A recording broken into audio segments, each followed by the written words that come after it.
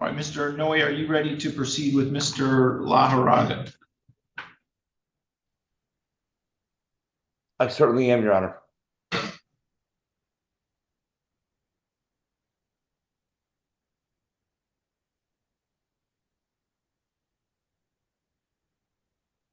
Dustin, turn that laptop that way so the judge can see you.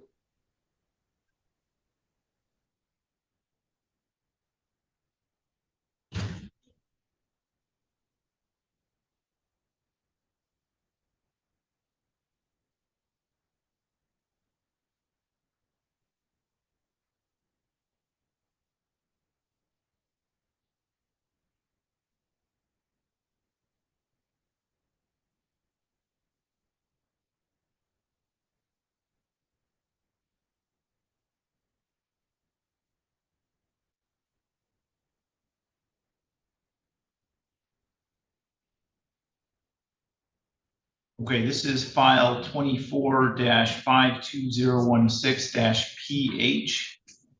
Gregory and Annette Meyer versus Dustin Laharaga. We are here today for an arraignment on an alleged violation of personal protection order. We are proceeding today partially in person and partially by Zoom.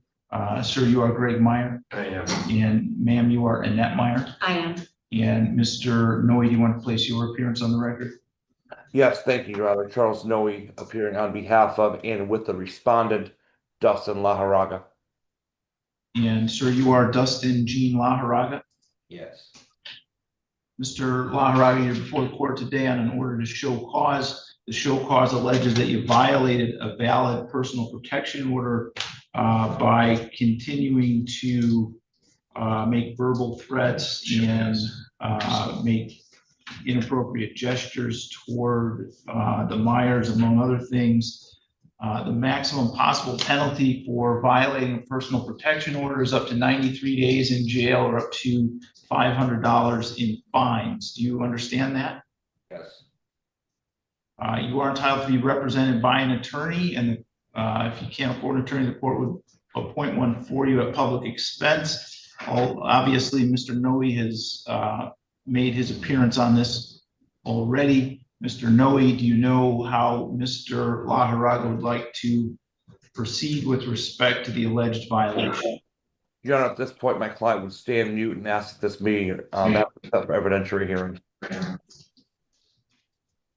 All right, I will enter a not guilty plea for Mr. Laharaga. We will set this for a evidentiary hearing.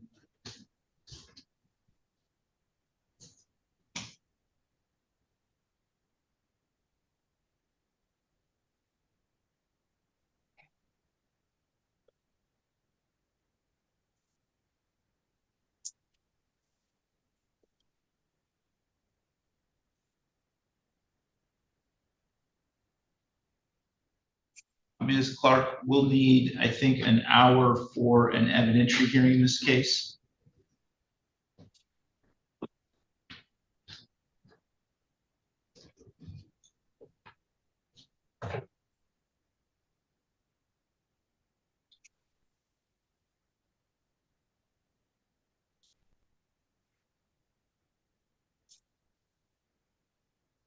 Francis, are you there? Oh, yes, I'm here, Judge. Okay. Did you hear me? We need. Oh, sorry. Go ahead. Oh, no, you're fine. August 13th at 2:30.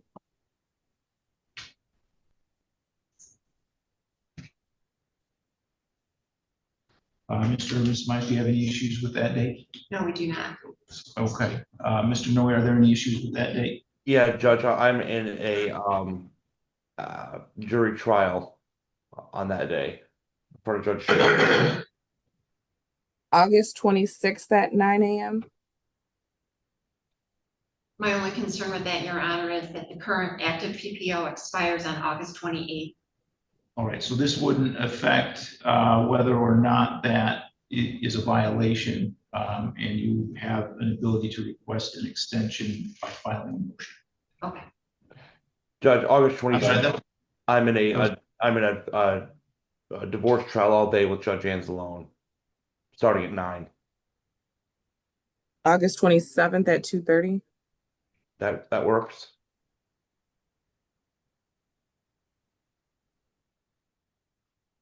Any issues with that date? We do not.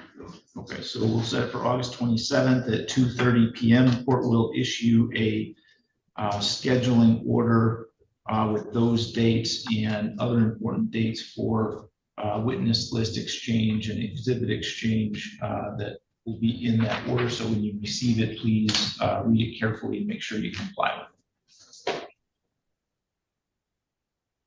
That'll Okay, be so that'll be in person, right? that is in person, correct? Thought so. All right, so that'll be all for this case today. We'll see you back on August 27th at 2:30 PM. Thank you, Your Honor. Thank you.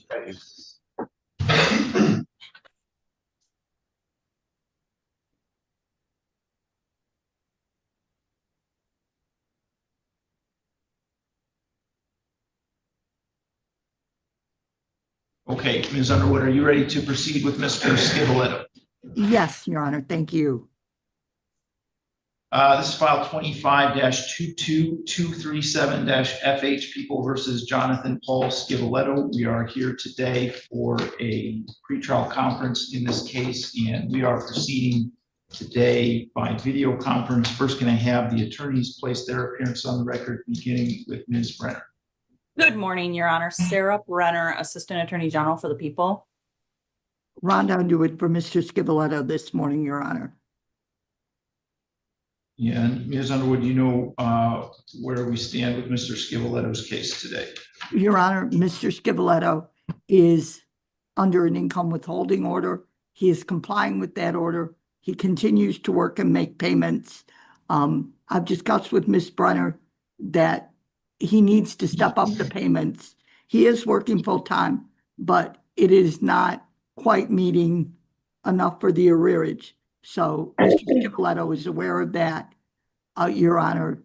And we would ask, and I believe the Attorney General's office would have no problem with the 60-day adjournment, Your Honor. I will do the order, Your Honor, with Ms. Brenner's permission.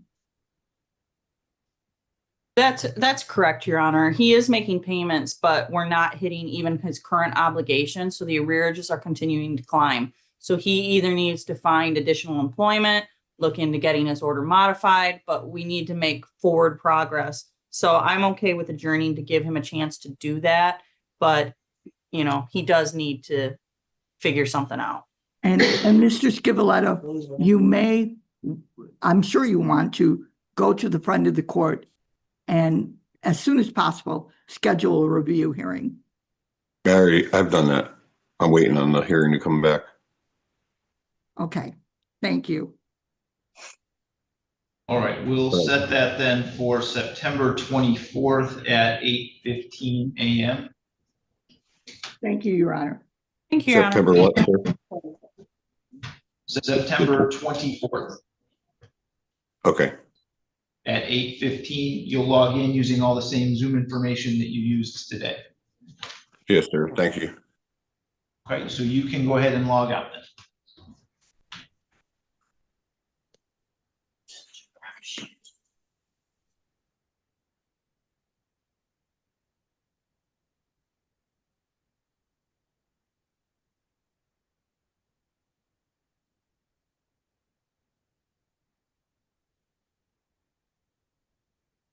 Okay, Ms. Underwood, do you need to speak to Mr. Moore, Anthony Moore?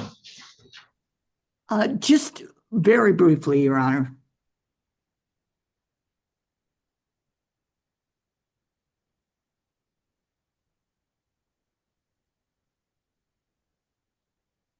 So where's the 70 salsas they were supposed to do? I see the chips, but ain't no salsa. Okay, Mr. Moore, you're gonna need to move to a different location where there aren't people talking in the background. Yes. And I'm gonna put you in a breakout session with Ms. Underwood if you'll give me just a moment.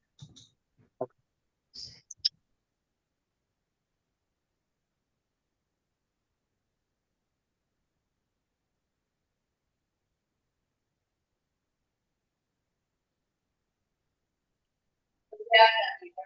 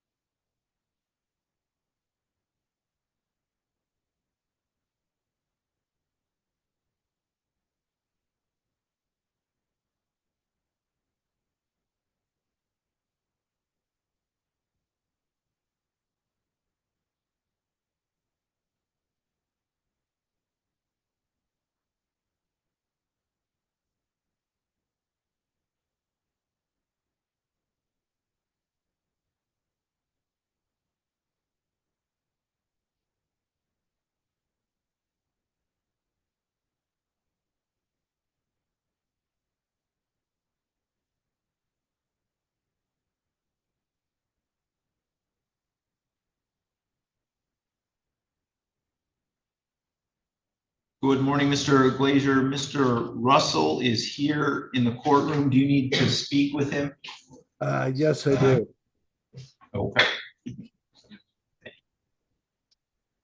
Mr. Russell, the bailiff's going to set up, log in on an iPad that's right outside the door. If you will. in the hallway. Oh, he's in the hallway. Yeah.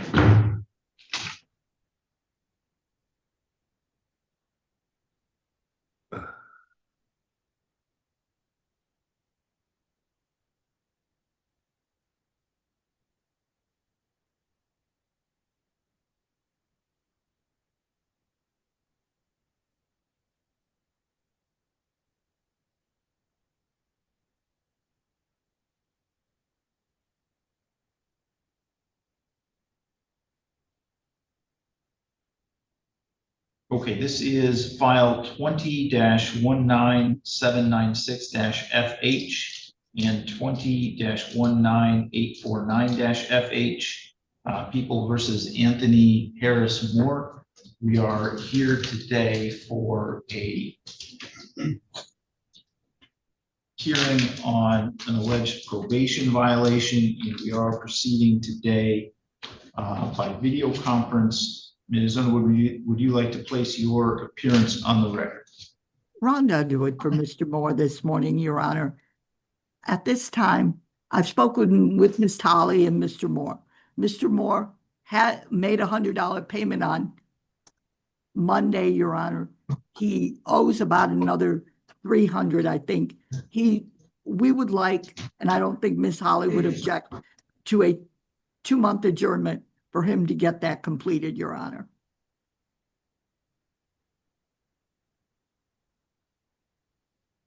That's correct, Judge. Okay, thank you. Ms. Holly, let's go with September 24th at 8:15 a.m. then. Thank you, Your Honor. Thank you. So Mr. Moore, you'll log in on September 24th at 8:15 a.m. with all the same Zoom information that you used to log in today. Okay. And that's even if my fine's paid completely? Talk to your probation officer about that. If Okay. you get If your taken fines care are of. paid, I'll probably submit a discharge and ask for it to be canceled. Okay. Okay. So you are all set. You can log out for today then.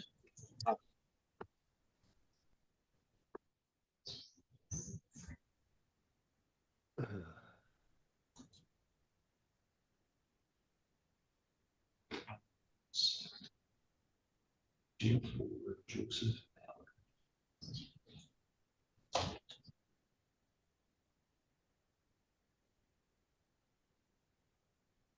Okay, let's see. Mr. Russell, can you hear me? Yes, sir. Okay, I'm going to place you in a breakout session with Mr. Glazer if you give me just a moment. Okay.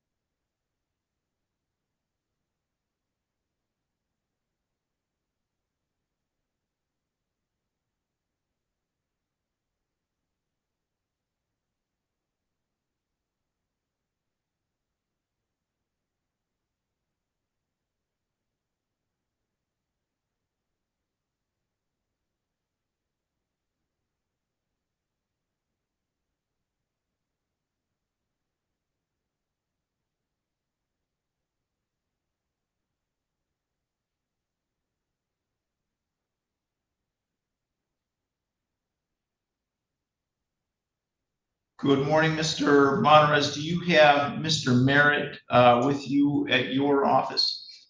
I do not, Your Honor. In fact, I'm in my vehicle right now, but I did just receive an email from Mr. Merritt in which he said he does not have the Zoom ID. Would you mind providing it to me, you or your staff, so that I can get him on here?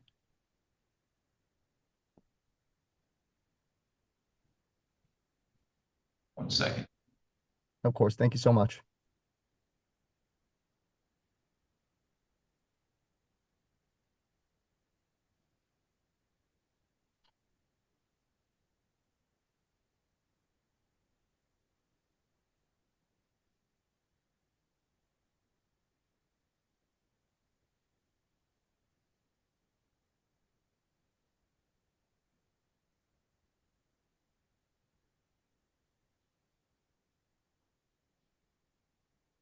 I just sent that to you in the chat.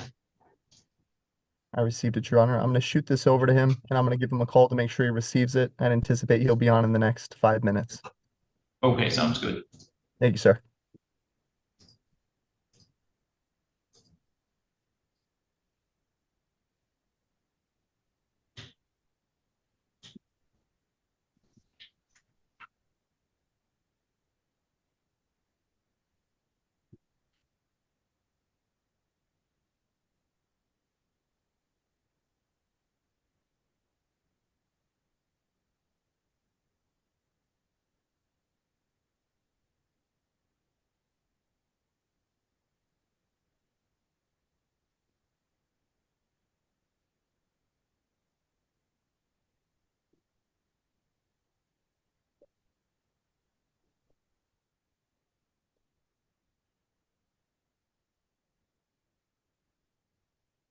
Okay, Ms. Underwood, Mr. Hennigan is not here or logged into the Zoom session.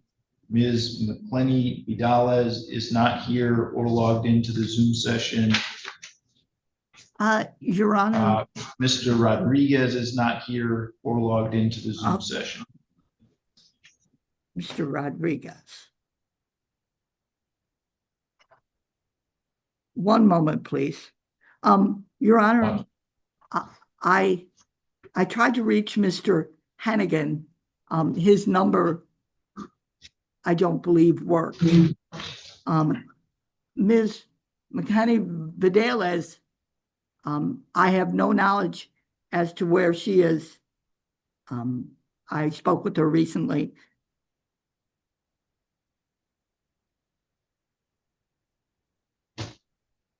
Okay, let me call the Hennigan case then.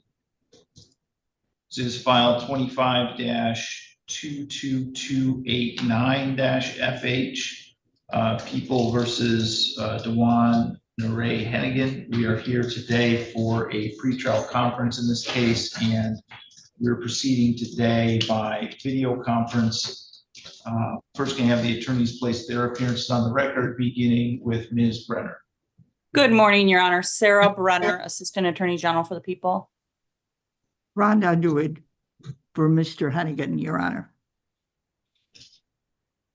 And Ms. Underwood, we discussed it off the record, but you have any information about Mr. Hennigan? He is not logged into the Zoom session. I have no He's knowledge present. as to his whereabouts. Ms. Brenner, I would ask, I believe he's making payments.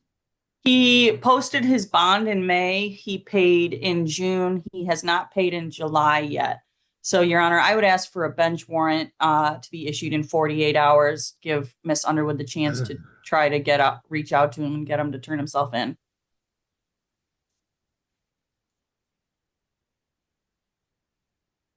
Okay, Ms. Brenner, do you know the outstanding balance on his account? Yes, Your Honor. It is $8,270.63.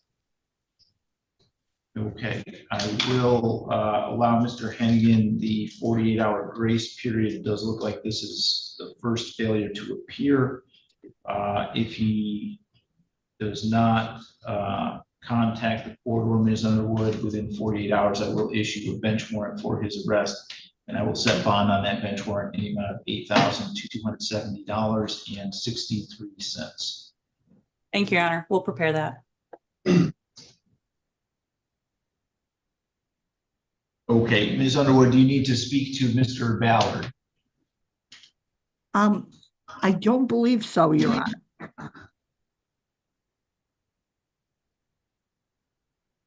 Okay, let me call Mr. Russell's case and then we'll do Mr. Ballard next.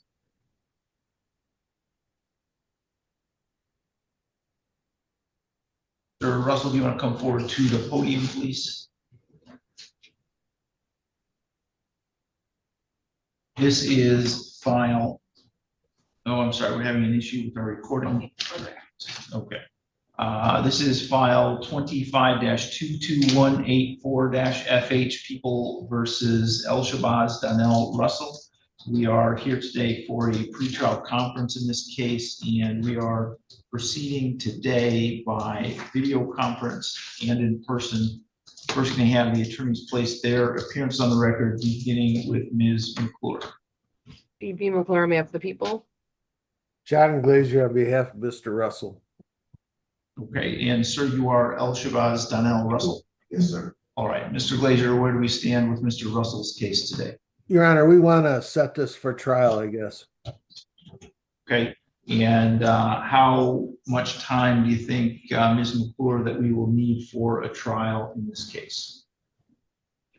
Your Honor, probably just one day. And I just wanted to indicate for the record that the plea offer outstanding is plead to count 1 with the dismissal of the remaining charges, including the felony firearm, which is a mandatory 2 years in prison if convicted.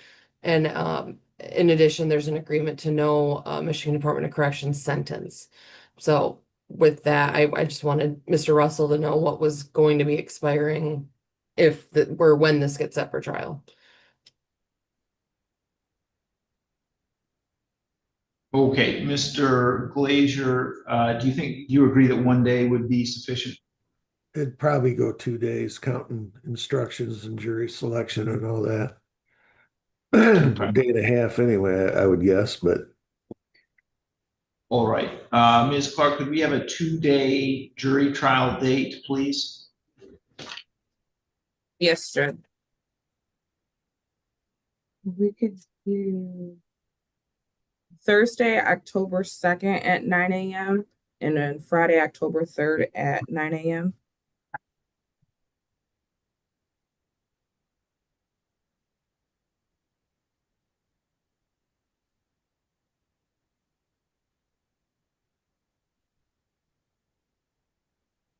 Okay, Ms. McClure, does that work for the people? Yes, that works for the people. Mr. Glazier? Yes, that's fine. All right, let's do a final pretrial then on September 24th at 8:15.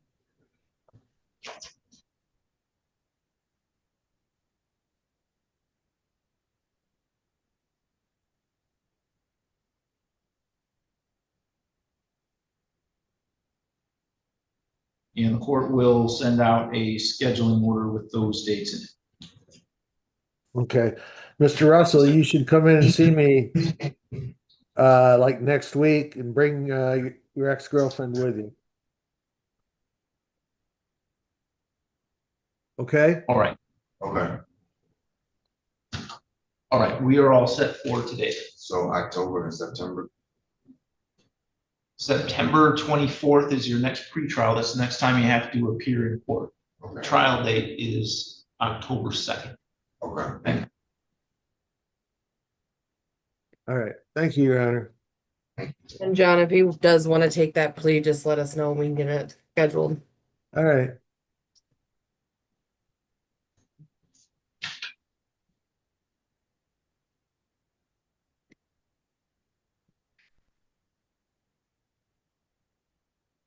This is file 24-21953-FH, 25-22224-FH, and 25-22307-FH. People versus Joseph Wallace Ballard. We are here for a probation violation pretrial on the 24 case, a final pretrial on the 25-22224-FH case, and a pretrial in 25 case. First, can I have the attorneys place their appearance on the record, beginning with Ms. McClure. E.B. McClure, map of the people.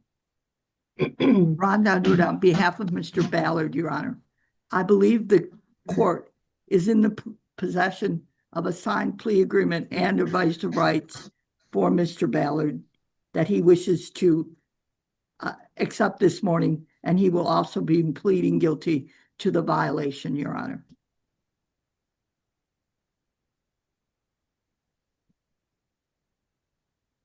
Okay, where did those documents get sent? Because I do not have those. Oh, I believe they were sent to your office. Let me check.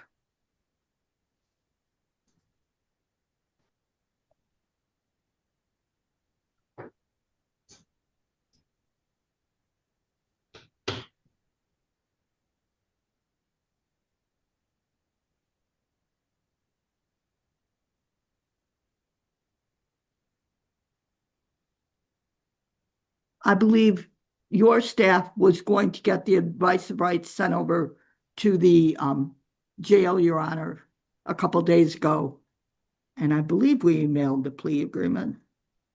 Yes, Judge, we have received the advice of rights. The clerk's office does have those. Okay, when did the plea agreement get sent? Because I don't have that. Okay. Thank you, Or Your if you Honor. have it, can you just, if you have it, can you just send it again? I have one, I just don't have a signed one by defense, so I have a signed one. can you forward it to the judge? I will try to do that. I'm sorry. I thought this was done. Okay.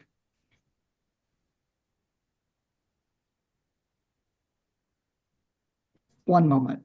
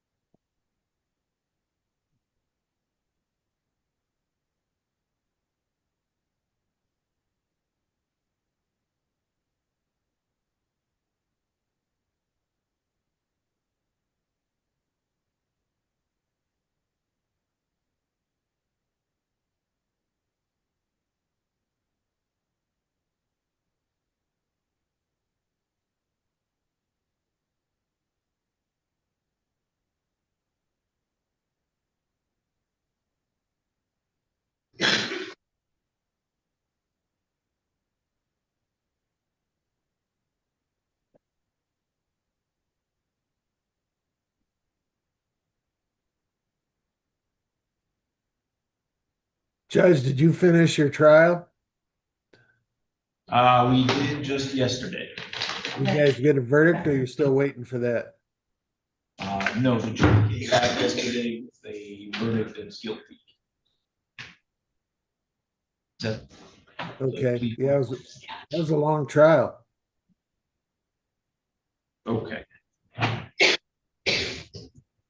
All right, so I do have the signed plea agreement. Ms. Underwood is now in the courtroom and just handed that to me. So, Ms. Underwood, do you want to state the plea agreement for the record? Then I'll have Ms. McClure confirm this back.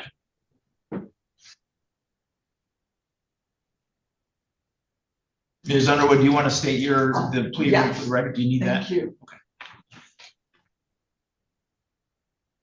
Mr.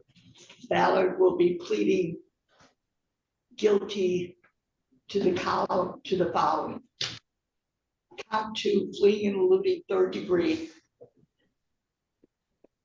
Count 3, obstruction of justice. And added count 6, use of methamphetamine, a 1-year misdemeanor. The additional terms are people shall dismiss counts 4 and 5 and the habitual offender supplements in the instant file. In addition, the people shall dismiss all charges in file number 2522307FH. And I don't believe the prosecution has any objection to Mr. Ballard being released to rehab. I know I've discussed that with Mr. Sneed, if rehab can be set up for him. All right, is that a complete and accurate statement of the plea agreement, Ms. McClure? It is, and I'll just state for the record, there is no sentence agreement or COBS in this case. Okay. Mr. Ballard, would you raise your right hand, please? Do you swear or affirm to tell the truth, the whole truth, and nothing but the truth under penalty for perjury? Yes, Your Honor. And you are Joseph Wallace Ballard? Yes, Your Honor.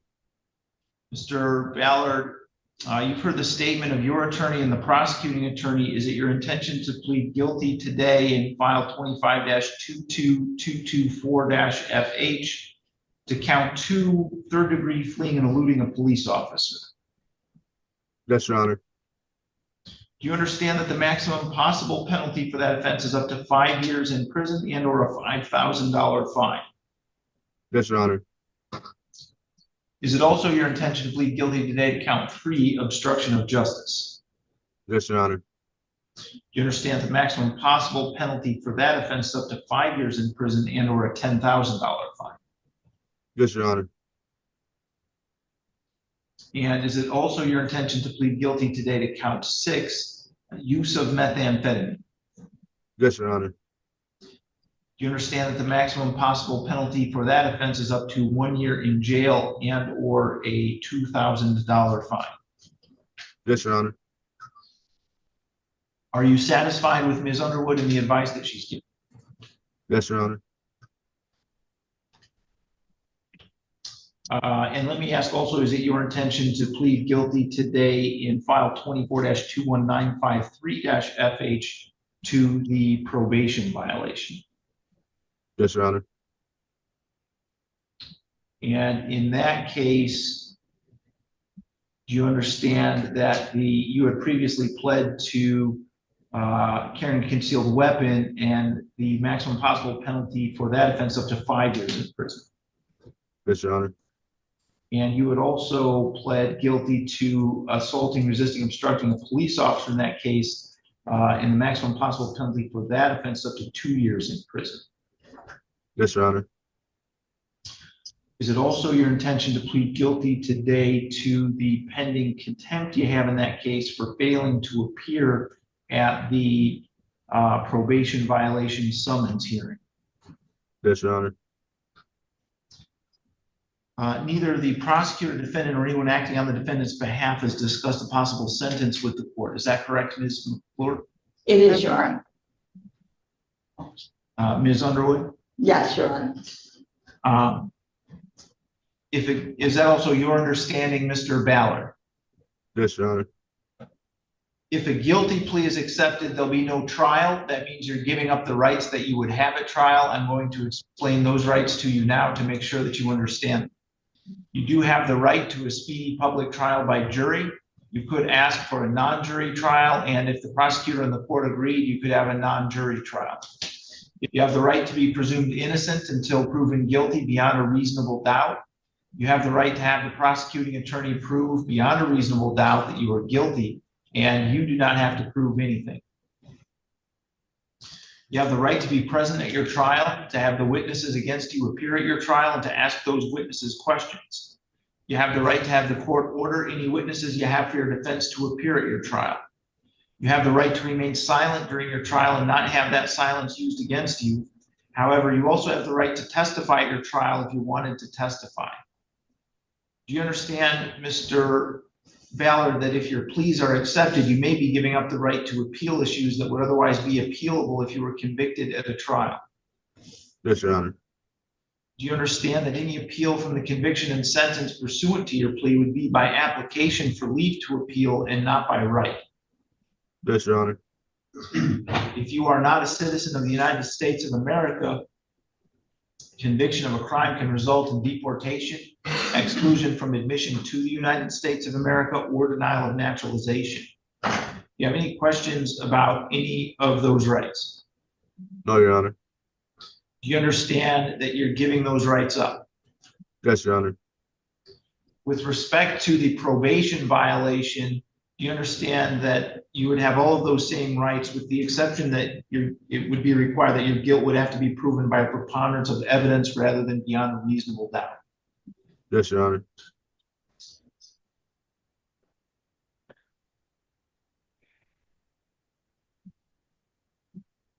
How do you wish to plead to the charge that on or about January 27, 2025 in the city of Adrian, County of Lenawee, that you did commit the offense of third degree fleeing a police officer? Guilty. And how do you wish to plead to the charge that on or about the same date in the same location that you did commit the offense of obstruction of justice? Guilty. And how do you wish to plead to the charge that on or about the same date and in the same location you did commit the offense of use of methamphetamine? Guilty.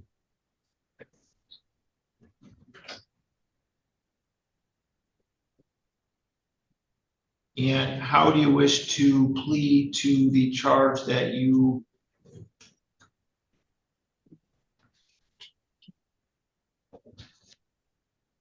violated the terms of your probation by failing to report on January 14, 2025 or thereafter? Guilty. And how do you wish to plead to the charge that you committed contempt of court by failing to appear for the probation violation hearing on March 5th, 2025? Guilty. Has anyone made any threats or promises to you to induce you to plead guilty to those charges? No. Do you understand that if I accept your pleas, you'll be giving up any and all claims that those pleas were given as a result of threats or promises that were not disclosed to the court on the record today, or that it was not your own choice to enter those pleas? Yeah.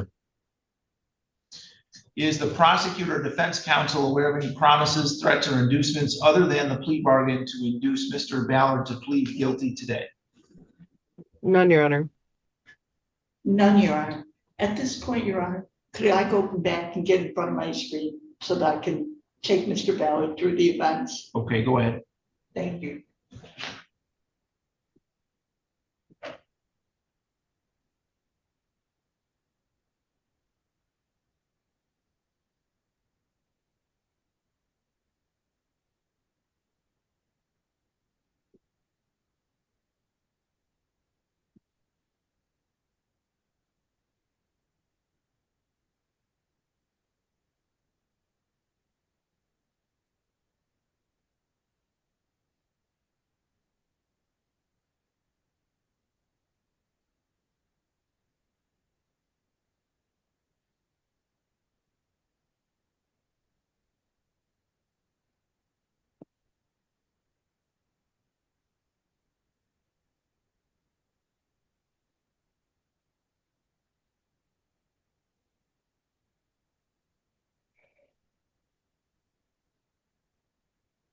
Mr. Ballard, has your attorney promised you any particular sentence or estimated what your sentence would be?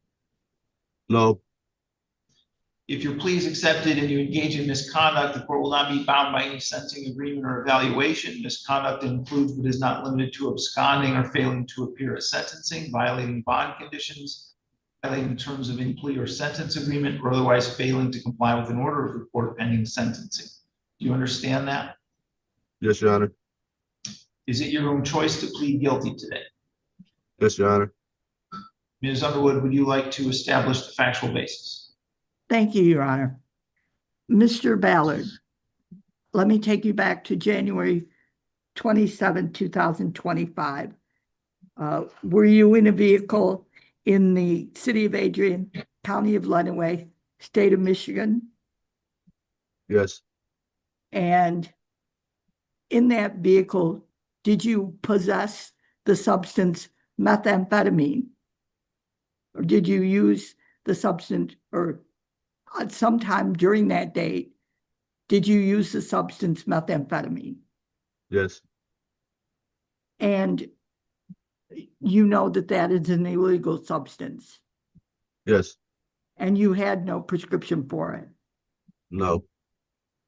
And at that time, were you in the operator of a motor vehicle, and were you given a visible or audible signal by hand voice or siren by Deputy Esposito? Yes. And was he a police officer in performance of his duty? Yes. Was he an official marked car? Yes. And you knew it was a police officer? Yes. And he wanted you to stop? Yes. And you failed to stop, correct? Yes, ma'am. Okay. And the speed limit was 35 miles per hour or less, and you speeded up to pass that, correct? Yes. And when you were stopped, you continued to resist the police. Is that correct? No. When I stopped, I got tased and I was okay. quiet. Okay. You were obstructing justice you knew you had a warrant, correct? Yes. And that's why you were evading police, Yes, ma'am. correct? Yes, ma'am. Okay. I believe the facts are sufficient. Ms. McClure, are the people satisfied?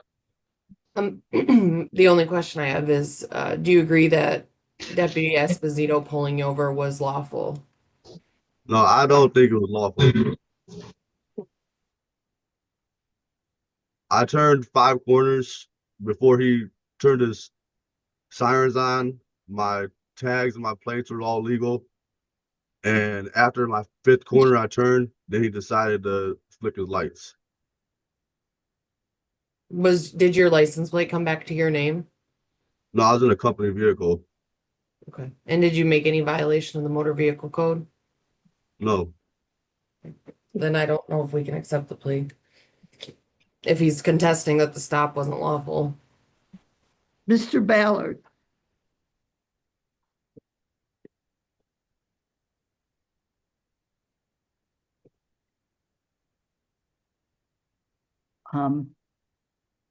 Could I have a brief breakout with Mr. Ballard?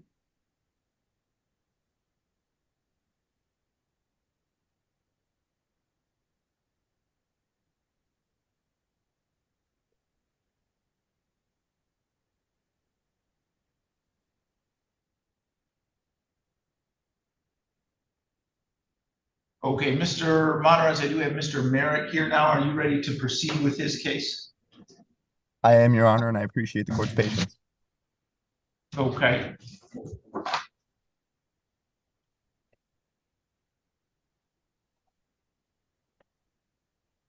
This is file 25-22173-FH, People versus Brian Merritt. We are here today for a pretrial conference in this case, and we're proceeding today by video conference.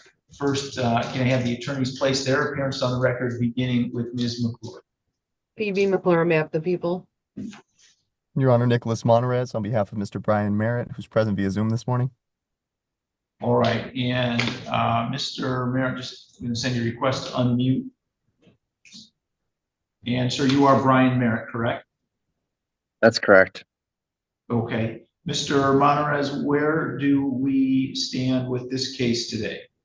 Yes, Your Honor. At the last pretrial conference, I informed the court that I'd be sending over some deviation material for people's consideration. I understand that Mr. Sneed is out. Initially, I'd sent that information to him, and then upon following up with the prosecutor's office, was informed he'd be out, and it was going to be forwarded to Mr. Bayanetto, who I believe the individual I spoke with believed would be covering today. So that information has been sent out. I also did receive a written offer before sending that information from Mr. Sneed.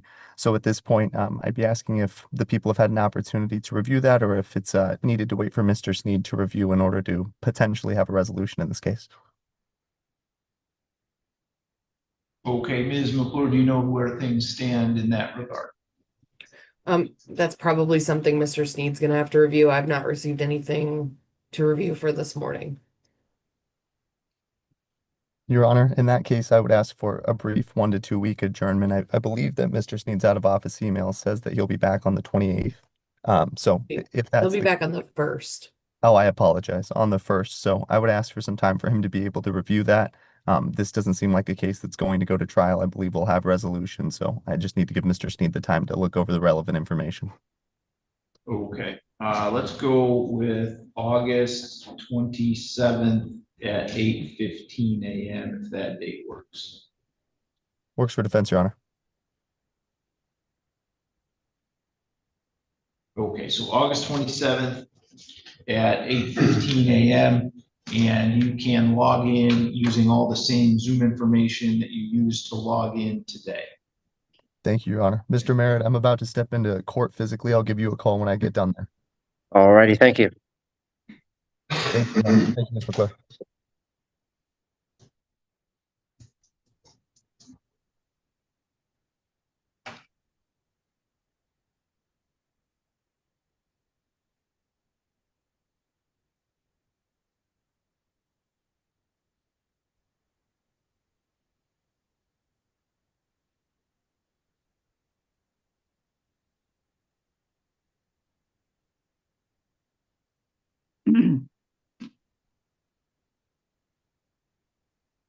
Okay, we're back on the record in People versus Joseph Wallace Ballard. Ms. Underwood, where do we stand with Mr. Your Honor, Ballard? I would like to continue taking the plea. I believe Mr. Ballard memory has been refreshed. Mr. Ballard, do you recall you did not stop at the stop sign at the corner of Michigan and Locust? Is that correct? That's correct. I rolled through it. And the officer was behind you, correct? And stopped you, correct? Correct. After I rolled through the Thank stop you. sign, he flicked the lights on. I remember now. Thank you. The people are satisfied with the factual basis, Your Honor. All right, Mr. Ballard, with respect to the probation violation, you had previously been placed on probation in the 24-21953-FH case. Is that correct? Yes, Your Honor. And one of the conditions of your probation was that you report to your probation officer as directed. Is that correct? Yes, Your Honor. And did you fail to report on January 14, 2025? Yeah, I reported when I first got out of jail, and then I thought I was supposed to report in February, and I didn't report in February. I had a couple deaths in the family, and my mind just spiraled.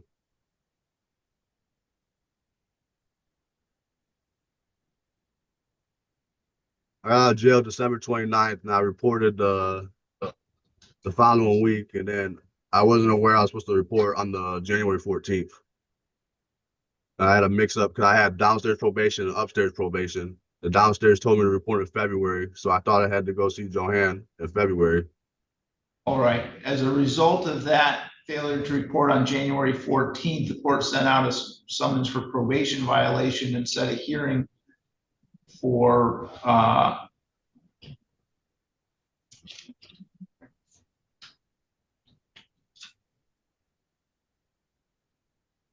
March 5th, 2025, and you did not appear at that hearing. Is that correct? That's correct. My aunt's funeral was that day.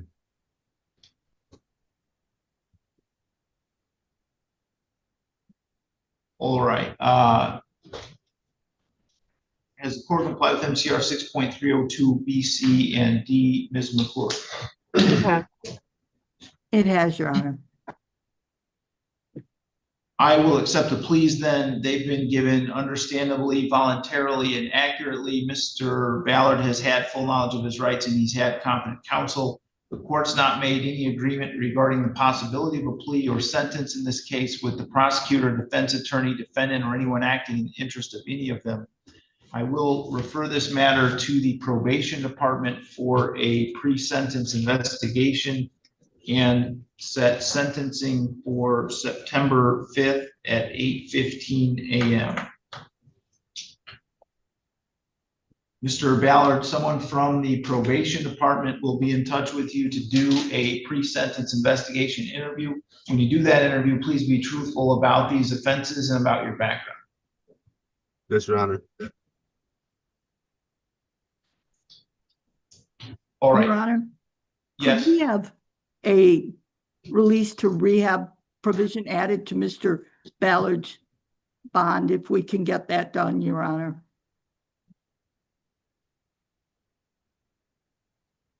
Ms. McClure, do the people have any position on that? I'm not sure. I'm not familiar enough with the case, other than, maybe Miss Holly can weigh in if she's kind of had him on probation, but I guess my inclination would be to wait for that PSI to be done. Yes, please. I'm afraid if he goes somewhere, I might not be able to get him for the interview, so the PSI should be done first. All right, so what I'll do is allow for a release to a residential inpatient treatment facility after Mr. Ballard's pre-sentence investigation has been completed. Thank you, Your Honor. Thank you, Judge. Thank you, Your Honor. Thank you, Joanne. Miss Holly. All right. Mr. Holly. Sorry. Mr. Ballard, you can let the officer with you know that you're done with court for today. And Thank you. Call for Cassie Coley and Andy Torres.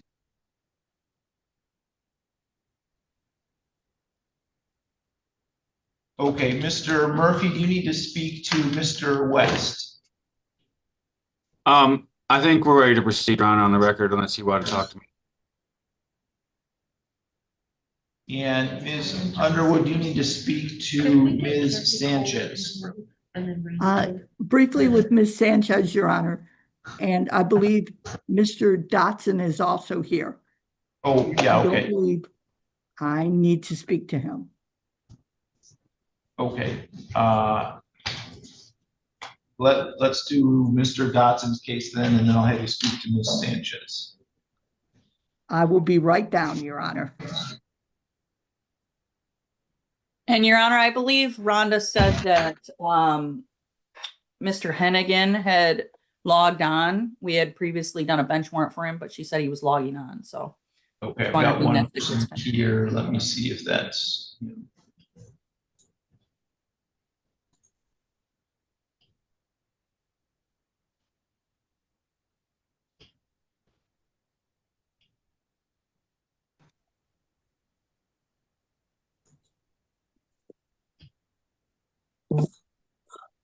All right, good morning, sir. Are you Mr. Hennigan? Yes, sir. Can you hear me? Yes, just 1 second. Okay. We're ready, Your Honor.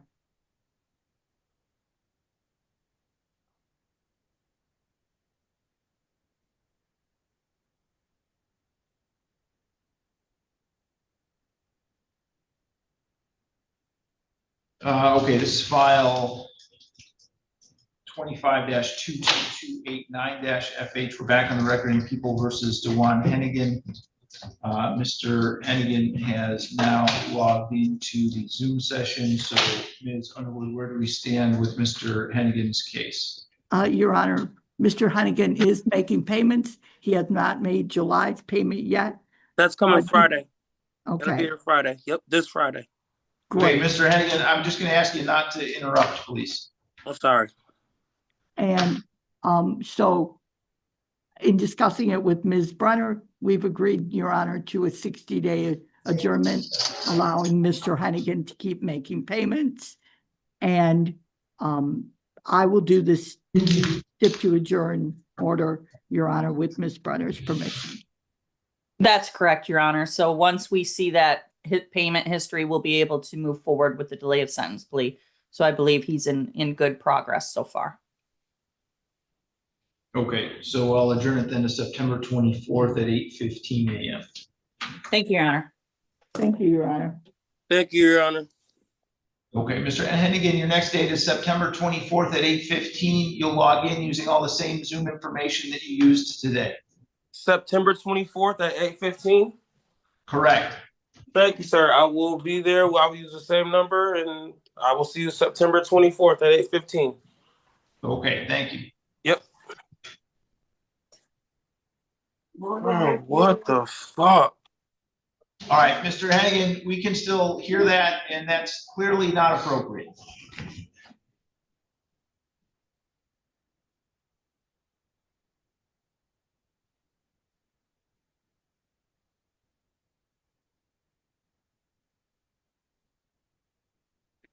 My apologies, Your Honor. Just say he's lucky he logged out. Mr. Dotson, you want to come forward?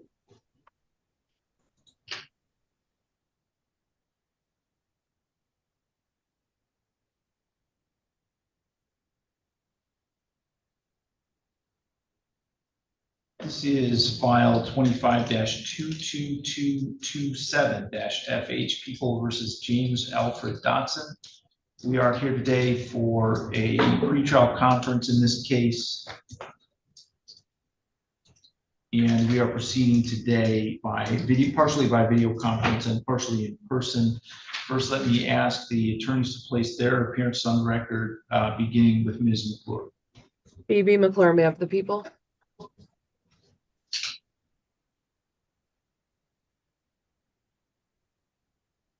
So I think Ms. Underwood was coming up to be here per person for that.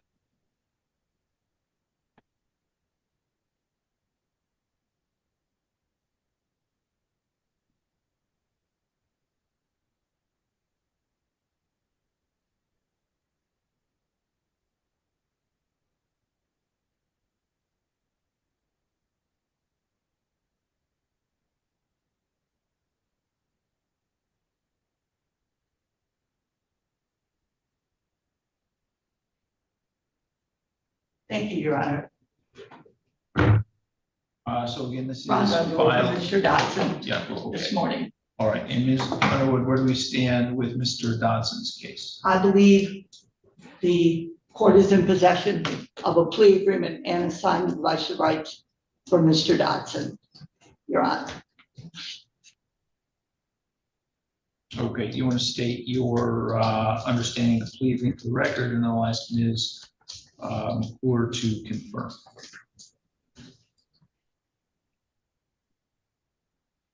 Do you want to state the agreement for the record? Yeah, the agreement is Mr. Dotson will plead as charged with no supplements, Your Honor.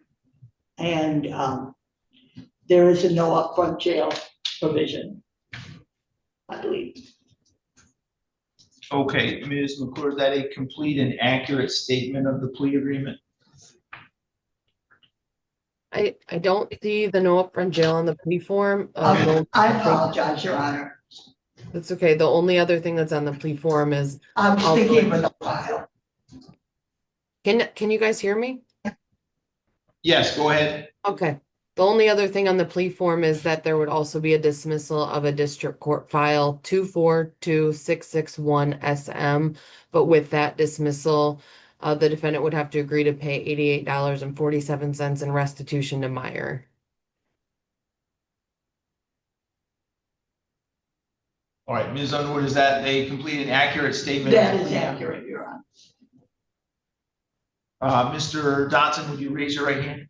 Do you swear or affirm to tell the truth, the whole truth, and nothing but the truth under penalty for perjury? Yes, Your Honor. And you are James Alfred Dotson? Yes, I am. And may I speak? Ms. Underwood, I would like to withdraw my plea. Talk to your attorney first, Well, because I would like to change the counsel and withdraw my plea. I tried to talk to her. okay, so you haven't pled yet, so there's no plea to withdraw. Okay. Well, can I set the matter for trial? No, I would like to change the counsel. I had the hearing this or last week. I tried to talk to her. I went in and told her I won a trial, and I left with a signed plea and I definitely felt coerced and definitely felt bullied into it. And I would like to change the counsel. No.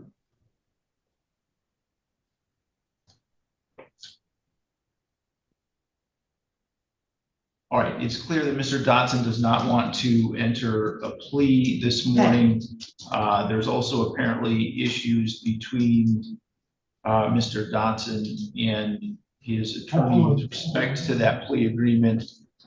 Are you scared? I'm just kidding. Okay, Ms. Coley, I need you to be not talking right now. I'm sorry, I can't hear you. The officer is trying to get out. Okay. I can hear you now. Okay, I need you to not talk. Okay.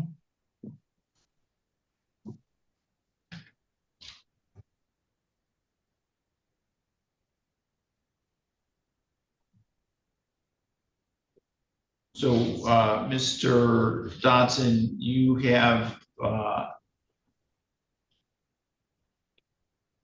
been assigned a public defender to represent you. There are limited circumstances in which I can remove a public defender. Because generally what I can do is assign the public defender's office, and the public defender's office assigns who they think should handle each case. Okay. If you'd like to have a hearing on whether or not the standard has been met for me to remove Ms. Underwood from the case, we can do that. I also know there's a process by which the public defender's office sometimes reviews the situation and will assign someone different through their own office. So I don't know how you would like to proceed with that. Your Honor, I will talk to my boss, and we will see if Mr. Dotson will be assigned another public defender. All right, so what I'll do is set this for August 27th at 8:15 a.m. And if there's a new public defender assigned at that time, we'll see where we stand at that time. If we need to proceed with the hearing, we can schedule it at that time.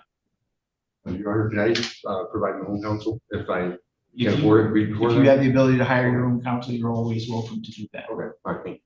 Right. All right, then we are all set, I think, for today. August 27th? August 27th at 8:50. All right, thank you very much. Every day.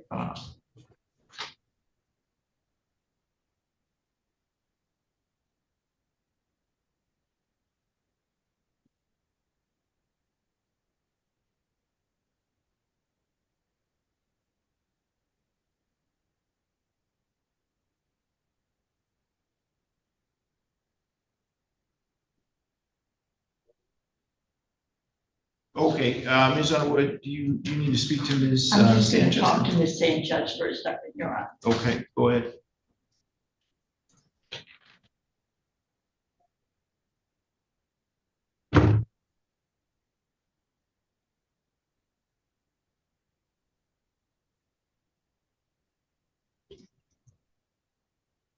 Ask for me.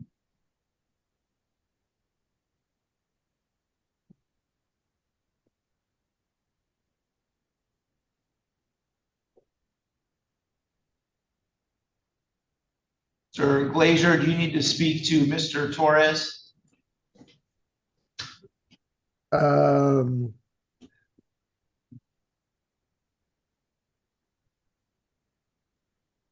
Yes, I do, Your Honor. Okay, and Mr. Murphy, do you need to speak to Ms. Coley? Just briefly, Your Honor.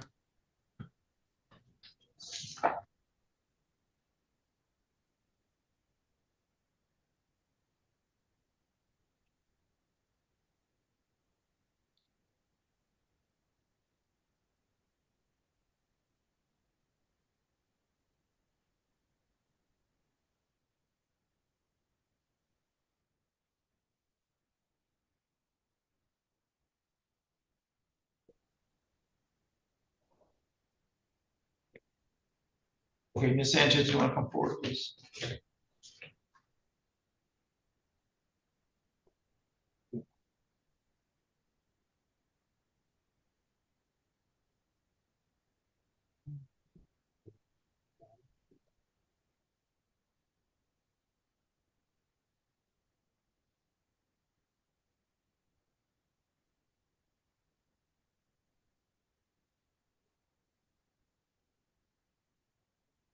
Is file 25-22308-FH, 25-22309-FH, and 25-22310-FH.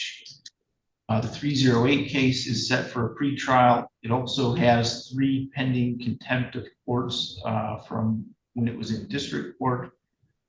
309 file has the same thing, and 310 file is a pretrial. First, can I have the attorneys place their appearances on the record, beginning with Ms. McClure? B.B. McClure on behalf of the people.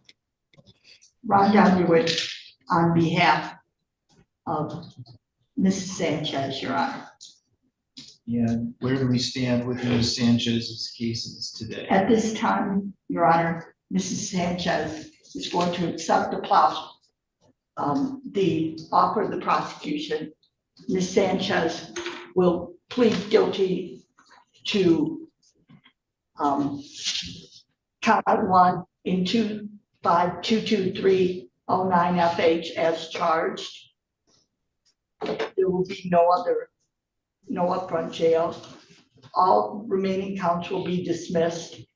There will also be a restitution of $517.65 in file 25223-FH, and she will admit that for restitution purposes only.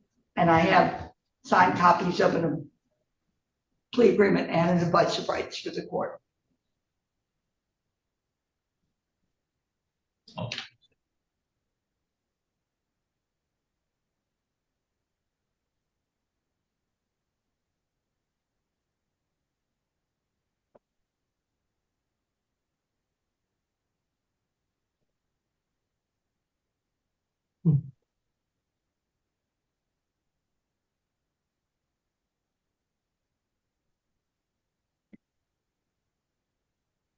Ms. McClure, is that a complete and accurate statement of the plea agreement?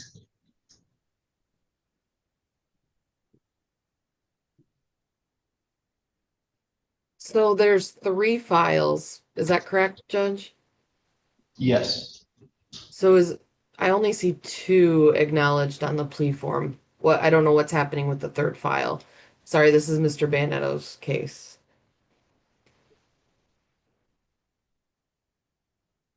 So I see a plea to count 1 in 309, dismissal with restitution in 310, and then what about the 3rd file? I believe everything else is dismissed except for the restitution provision only on the other file. The other file is dismissed in its entirety. Okay. So the plea agreement lists all 3 files at the top, where it says file number in the heading.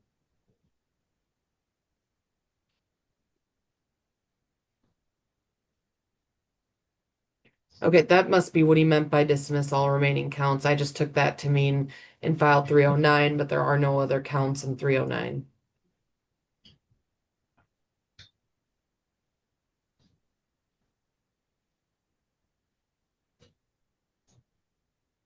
But that's fine. That's what the agreement is.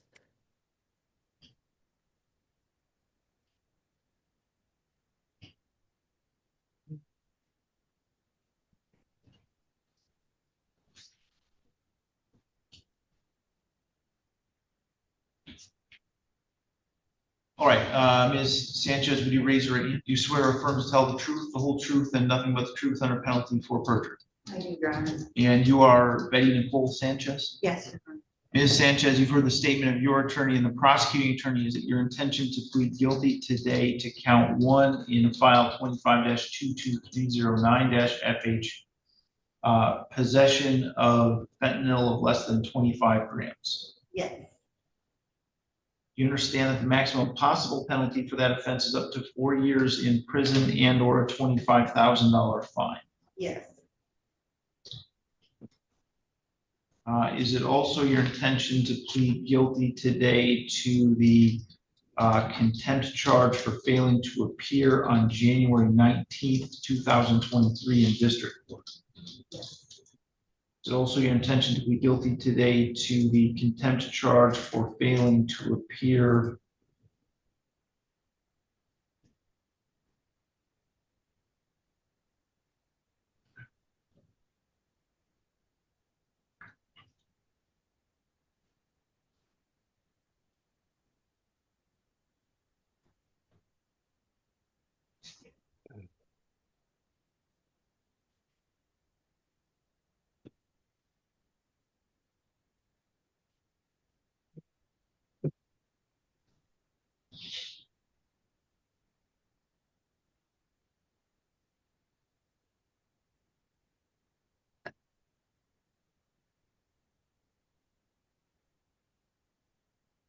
I can't determine what the other 2 of these alleged contempts are, so I'm just going to take a plea on one and dismiss the others.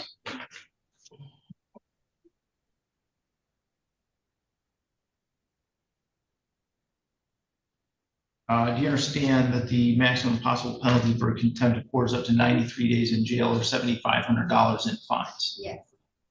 Are you satisfied with Ms. Underwood and the advice that she's given? Yes. Neither the prosecutor, defendant, or anyone acting on the defendant's behalf has discussed a possible sentence with the court. Is that correct, Ms. McClure? That is correct.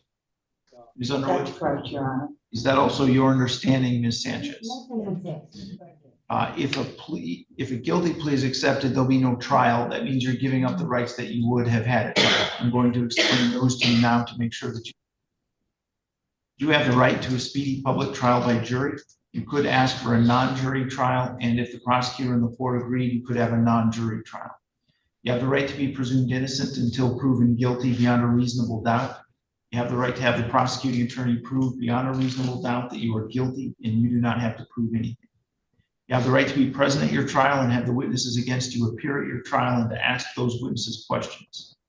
You have the right to have the court order any witnesses you have for your defense to appear at your trial. You have the right to remain silent during your trial and not have that silence used against you. However, you also have the right to testify at your trial if you wanted to testify. Do you understand that if your plea is accepted, you may be giving up the right to appeal issues that would otherwise be appealable if you were convicted at a trial? You also understand that any appeal from the conviction and sentence pursuant to your plea would be by application for leave to appeal and not by right. Yes. If you are not a citizen of the United States of America, conviction of a crime can result in deportation, exclusion from admission to the United States of America, or denial of naturalization. Do you have any questions about any of those rights? No. Do you understand that you're giving them up? Yes. How do you wish to plead to the charge that on or about July 6, 2022, in the city of Adrian, County of Lenawee, that you did commit the offense of possession of fentanyl of less than 25 grams? Guilty. Has anyone made any threats or promises to you to induce you to plead guilty to that charge? No. Do you understand that if I accept your plea, you'll be giving up any and all claims that the plea was given as a result of threats or promises that were not disclosed to the court on the record this morning, or that it was not your own choice to enter the plea? Yes. Is the prosecutor or defense counsel aware of any promises, threats, or inducements other than the plea bargain to induce Ms. Sanchez to plead guilty? None, Your Honor. No, Your Honor. Ms. Sanchez, has your attorney promised you any particular sentence or estimated what your sentence would be? No. If your plea is accepted and you engage in misconduct, the court will not be bound by any sentencing agreement or evaluation. Misconduct includes but is not limited to absconding or failing to appear at sentencing, violating bond conditions, violating the terms of any plea or sentence agreement, or otherwise failing to comply with an order of the court pending sentencing. You understand that? Yes. Is it your own choice to plead guilty today? Yes. Ms. Underwood, you want to establish the factual basis? Yes, thank you, Your Honor.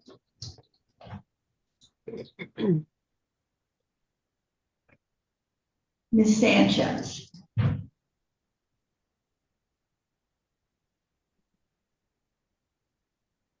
I'm sorry, Your Honor. Give me just a second. Get my attention.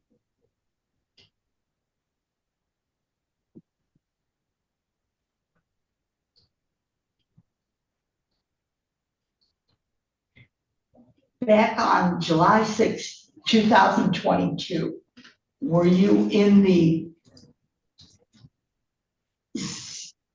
city of Adrian, county of Lenawee, state of Michigan? Yes. Were you near the Myers store? Yes. Thank you. And at that time, did you knowingly possess less than 25 grams of mixture containing the controlled substance fentanyl? Yes. And you know that, and you knew that was contrary to law? Yes. And you had no prescription for that? No. And also at that time, did you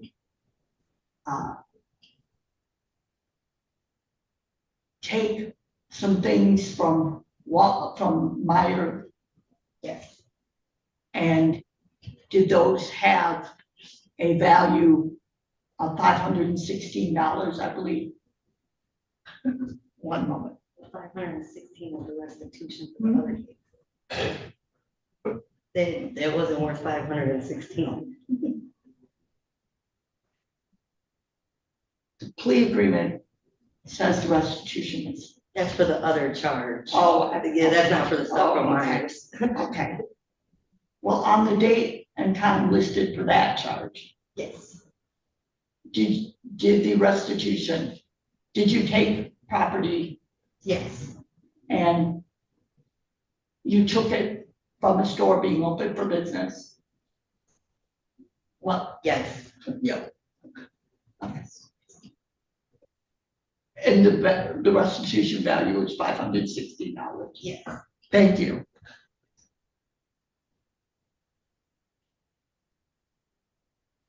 The people are satisfied with the factual basis. Has the court complied with MCR 6.302 B, C, and D? Ms. McClure? It has. Ms. Underwood? It has.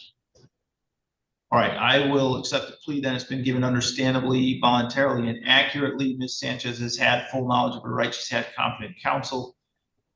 The court's not made any agreement regarding the possibility of a plea or sentence in this case with the prosecutor, defense attorney, defendant, or anyone acting in the interest of any of them. I will refer this matter to the probation department for pre-sentence investigation and set sentencing for September 11th at 8:15 a.m.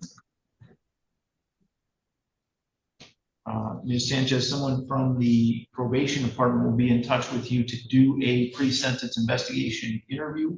When you do that interview, please be truthful about this offense and about your background. Excuse me, Judge.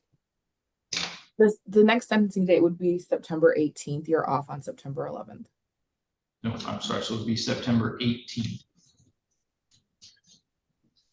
She pled to a felony.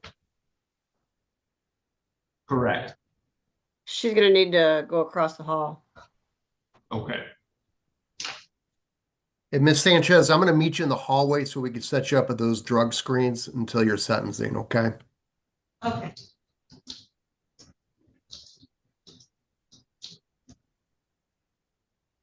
Okay, and Ms. Sanchez, do you understand that all of the rights that I described to you, you would have with respect to the contempt of court charge as well? Yes.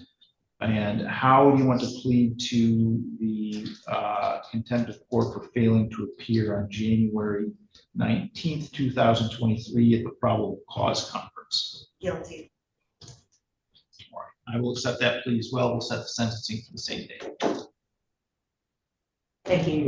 Let's see, we also need fingerprints for this case, Ms. Sanchez. Give me a moment. I will print a copy of the order for prints, and you will need to take that to the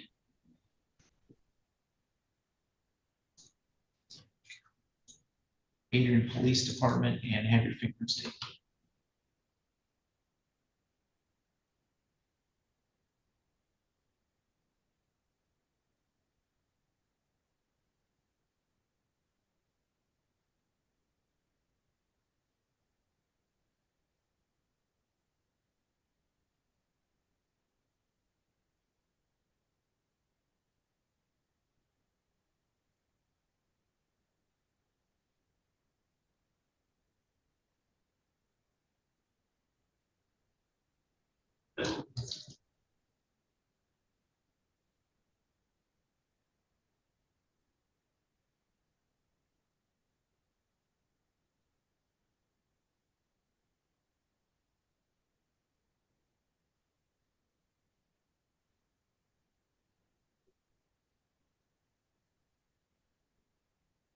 The order for prints at this print.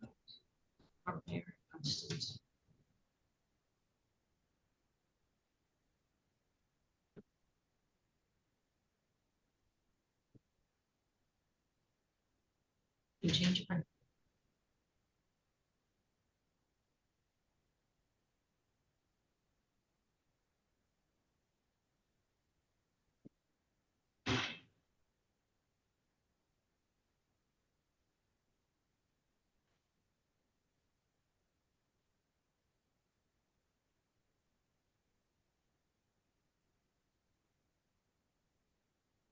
Okay, the bailiff's going to hand you a copy of the order for prints. You'll need to take that to the Adrian Police Department Monday through Thursday at 7:30 a.m. is when they do fingerprinting.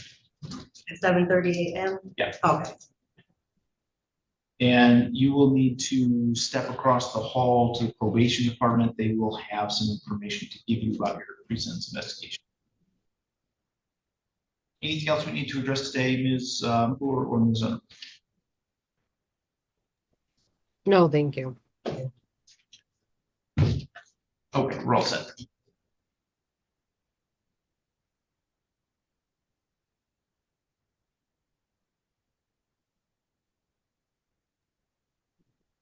Your Honor, the Zoom with Randy Torres never connected. Oh, I'm sorry. Let me set that up again.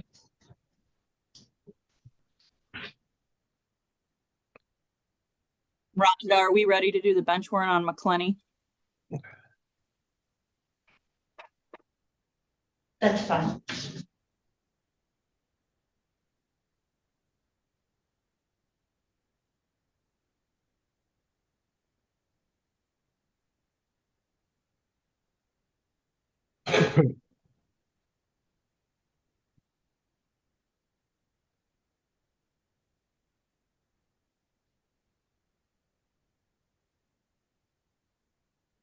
I'm sorry, Mr. Murphy, I was having an issue with one of the other breakout rooms, so give me a second and I will get that set up again. Thank you, Your Honor.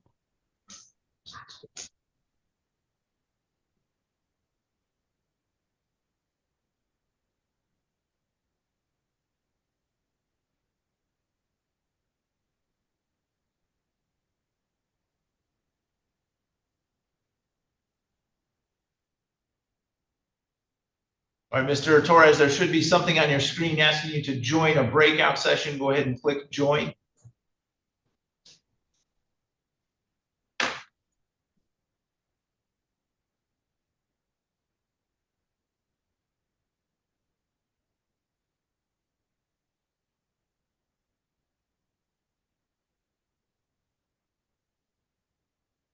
I think, Ms. Underwood, that Ms.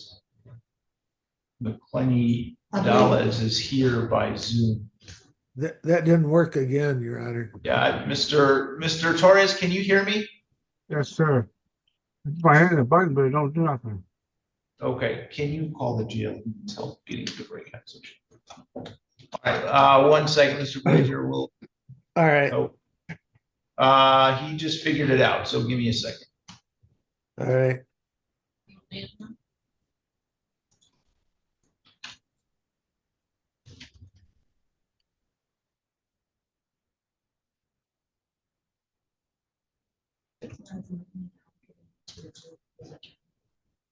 think it's okay. You think he's in there now? Yeah. Okay, he's in there now, so I think we're good. All right, thank you. Okay, Miss York Bianca, your name is Brooks now, was it formerly McClenny Vidales? Your device is muted. I'm going to send you a request to unmute.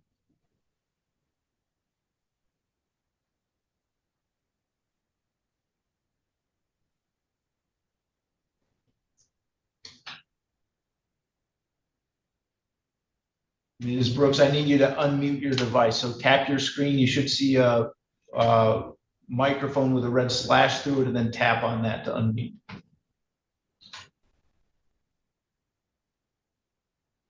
Can you hear me now? Yes, I can. Okay. Yeah, I was formerly McClenny Vidales, but I'm actually Clark now. Okay. Ms. Underwood, are you need to speak to her? I don't believe so, Your Honor. All right, this is file 25-22160-FH, People versus Bianca McClenny Vidales. We are here today for a pretrial conference. In this case, we are proceeding by video conference and in person. First, can I have the attorneys place their appearances on the record, beginning with Ms. Brenner? Good morning, Your Honor. Sarah Brenner, Assistant Attorney General for the People. Rhonda, we're Ms. Brooks this morning, Your Honor. All right, and where do we stand with this case today, Ms. Underwood? Ms. Brooks, we don't have any record of that payment from June that you sent. Okay, so you're gonna have to track that down. Have you made any payments since? Yeah, after I spoke with you, we tried to track it down, so I just went and handled it that day by debit card over the online. So we're still working on getting that one tracked down, but I went on and paid it anyway. And how much did you pay? The $250. Okay. Your Honor, on that basis, I would ask, and I hope the Attorney General would agree to a 60-day adjournment where Ms. Vidales can get these payments done through her debit from her new account, and we can see them more clearly and keep track of them. Your Honor, since there hasn't been a payment since May, I would agree to a 30-day adjournment so that I can see that that actually processes through and that what she's telling the court is accurate. Okay, so what I'll do is adjourn this to September 3rd at 8:15 a.m. Thank you, Your Honor. Thank you, Your Honor. Just to adjourn with Ms. Brenner's permission. Yes, thank you. Okay, so you will need to log in on September 3rd at 8:15. You'll use all the same login information that you used today. Okay. So you're all set for today. You can go ahead and log out. Thank you, Judge. Rhonda, I'll see you over in Judge Ansel. Thank you, Ms. Brenner. Rhonda, did you have a pickup? Oh, I do. Do you want to call? Or do you have the warrant? I never got the warrant, so. I don't have the warrant on that, so I can't do that yet. I do have Then, Mr. Rodriguez, though. I believe I'm free to go. I have Rodolfo Rodriguez. I don't have a Rodolfo Rodriguez. Oh, you know what? That was a probation violation summons, so you won't need to be here for that. Here. Okay. You're all set, Ron. Thank you. Thank you.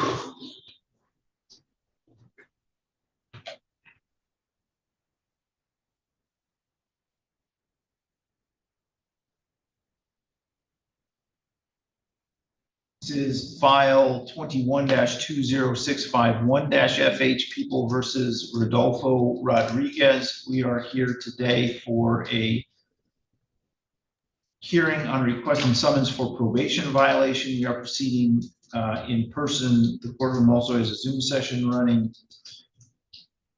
The record should reflect that this matter was set for hearing on a request and summons for probation violation this morning at 8:15 a.m. It is now 9:56 a.m. Mr. Rodriguez has not appeared either by coming to the courtroom in person or by logging into the Zoom session. I am going to issue a bench warrant for the failure to appear. I will set bond on that bench warrant in the amount of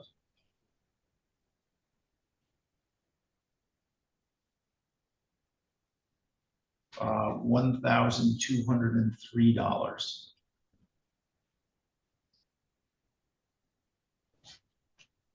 Thank you, Judge.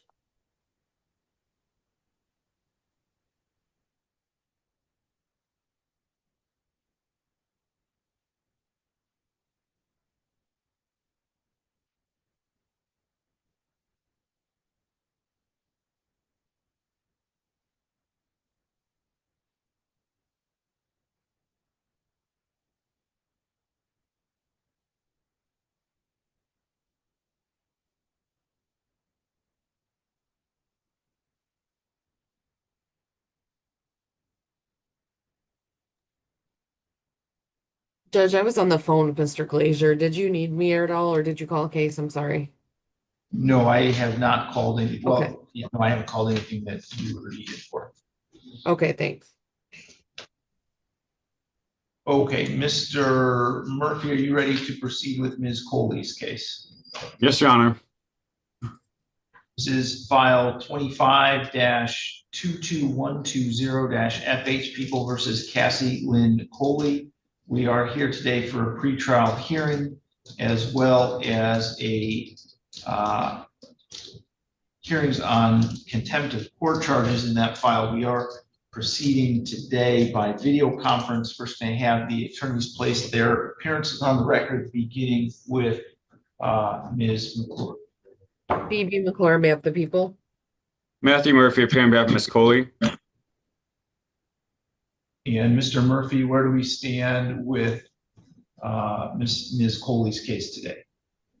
Your Honor, from my understanding, the office from the prosecution is still as it was previously in the matter, which is for Ms. Coley to plead as charged on both counts with no habitual offender status added onto those.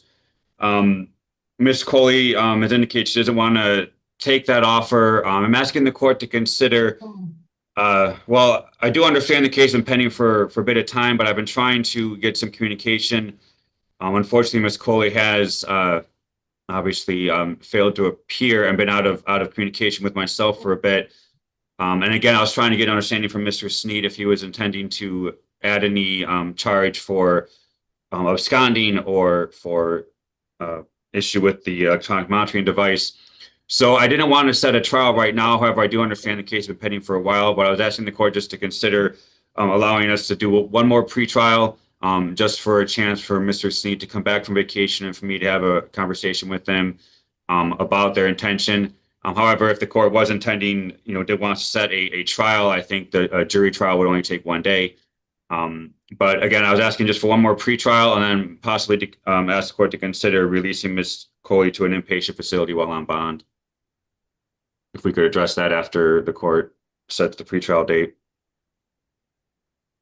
I'll set it for a pretrial on August 13th at 8:15.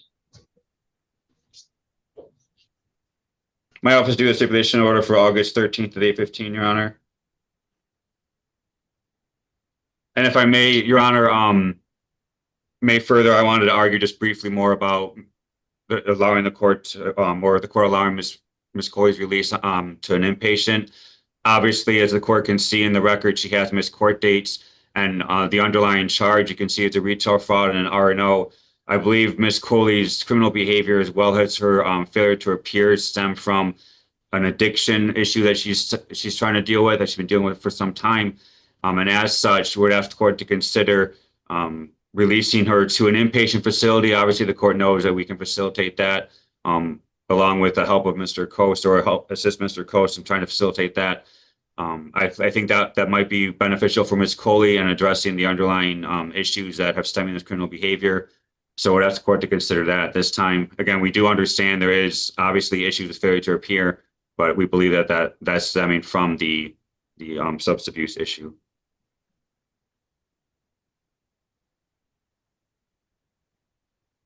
Is McClure, anything that people would like to say with respect to that?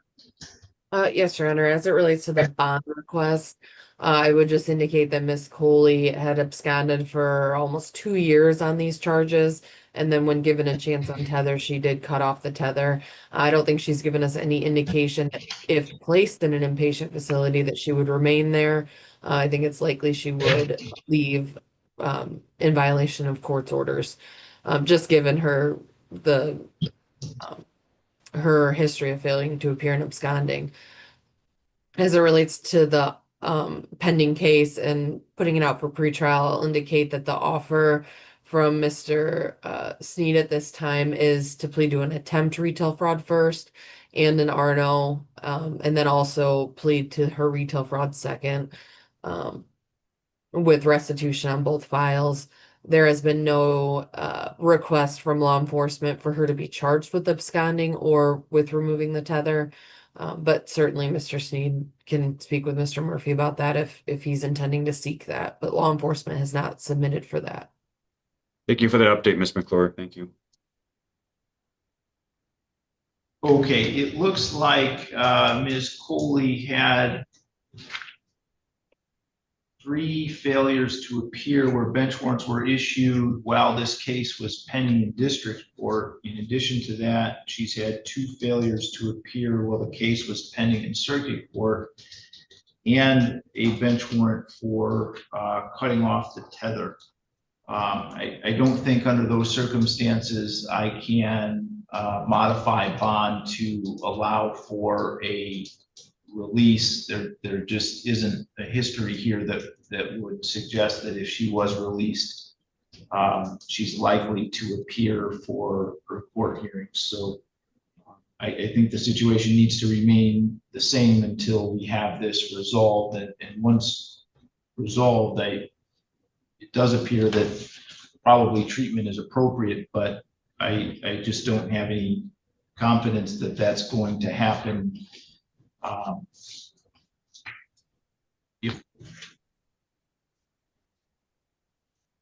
That she's going to appear if I release her now before we have this settled. So I would deny the request. Thank you for considering it, Your Honor. Ms. Coley, you can let the officer with you know that you are done with work for today. Thank you, Your Honor. Ms. Coley, I'll Zoom with you, if not this afternoon, tomorrow, okay? All right, thank you. Have a good day. Thank you, Your Honor. Oh, Thank you. okay, Mr. Murphy, do you need to speak to Mr. West? I don't think so, Your Honor. We can proceed on the record. Okay, let me do Mr. Torres's case first, then we'll do Mr. West next.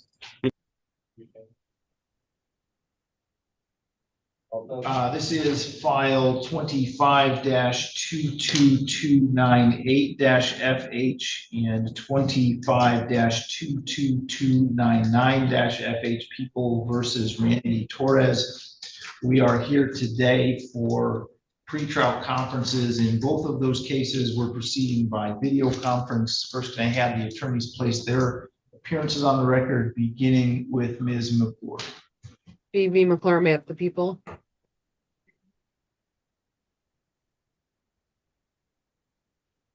Mr. Glazer, if you said something, you were muted. John Glazer on behalf of Mr. Torres. And where are we with Mr. Torres's cases today, Mr. Glazer? Your Honor, we'd asked to adjourn it just a couple of weeks. And talking with with Phoebe, she indicated there may be another file, and we want to check and see if that actually exists or if it's some sort of error. She thinks there is another UDA, and if there is, we would like to try to resolve all 3 of those at once. But we got to first see if it even exists. And just for the record, I do think it's an error. I think it's a duplicate charge that was submitted for the UDA that's in front of this court, but it does appear to be pending in district court, and I think that needs to be removed from district court. I think, like I said, it's showing as the same date of offense, the same police report. It just has a different court file number, but it otherwise appears to be a duplicate charge or in a duplicate file. What are you looking at that shows that? My court. Okay. All right. I'll check and see if there's anything down there. I'm not, he isn't aware of anything, but Yeah, no, like I said, I believe it's an error. It needs to be taken out of the system because I believe it's a duplicate.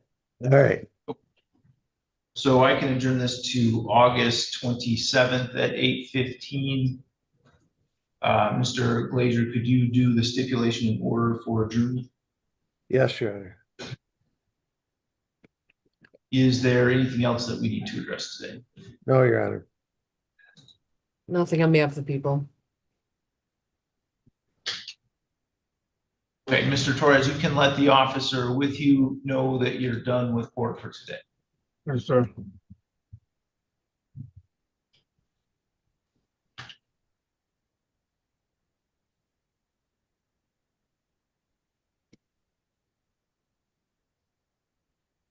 Call for Mr. Wade.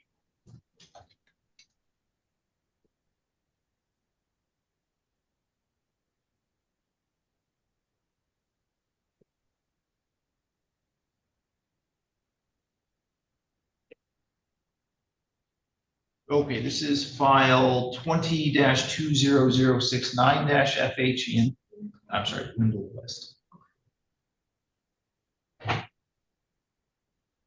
This is file 20-20069-FH and 25-22294-FH. People versus Wendell Charles West. We're here today for a pretrial in both cases. The 20 case also has contempt of courts for failure to appear in violation of bond conditions. We're proceeding today by video conference. First, can I have the attorneys place their appearances on the record, beginning with Ms. McClure. Phoebe McClure, map the people. Matthew Murphy, appearing on behalf of Mr. West. And Mr. Murphy, where are we with Mr. West's cases today? Your Honor, at this time, my understanding from the communication from Mr. Bayonetto is that the offer on Mr. West on his two files would be for him to plead as charged, the OWI thirds, with no objection to him entering into sobriety court. At this time, I was trying to get further understanding if we could try to figure out an agreement for no jail in the matter from the prosecution. I was going to ask the court, well, I understand one of the files is fairly old. The other file is not as old, and obviously we came on, I came onto the cases when the new file was charged. So I'd ask the court to consider just one more pretrial. Give me a chance to talk to Mr. Bayonetto further about the situation and see if we can get something worked out by that pretrial. And if not, I think we'd end up setting trial in the matter possibly at that point. Okay, Ms. McClure, is there anything we need to address on the people's side? No, nothing on behalf of the people.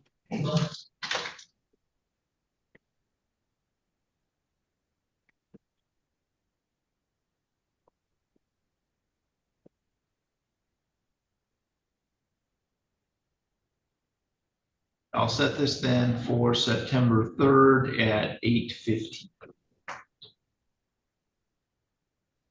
Thank you, Your Honor. My office do the stipulation order for September 3rd at 8:15 for both files. Okay, so Mr. West, your next date is September 3rd at 8:15. You'll log in using all the same Zoom information that you used to log in today. Yes, sir. Thank you. And Mr. Murphy, do you need to speak to Ms. Taylor? Only if she had questions. I think Mr. Malaro was anticipating just another adjournment or trial being set. Okay, Ms. Taylor. sorry, who's the Person? Yeah.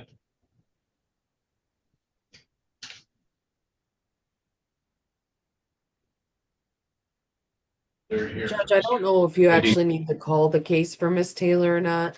I have down that Mr. Banetto well, I have down that he filed a dismissal yesterday, but if that's not been received by the court, I'll have him follow up on that.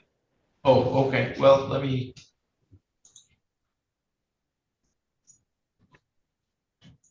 look.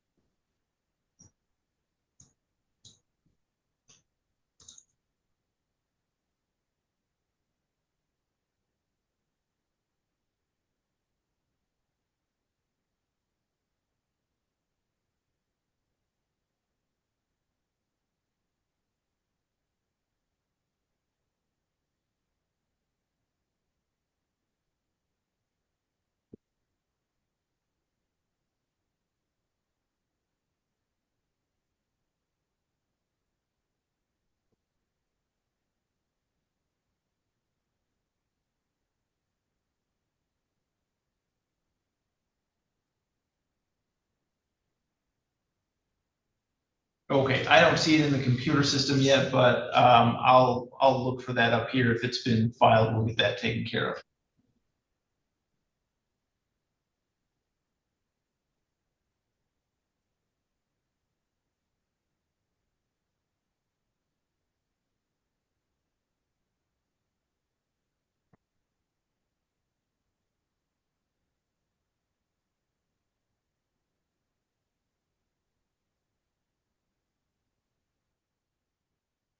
Sure why this was undocumented today, because it's kind of truck. They both represented by attorneys in the room.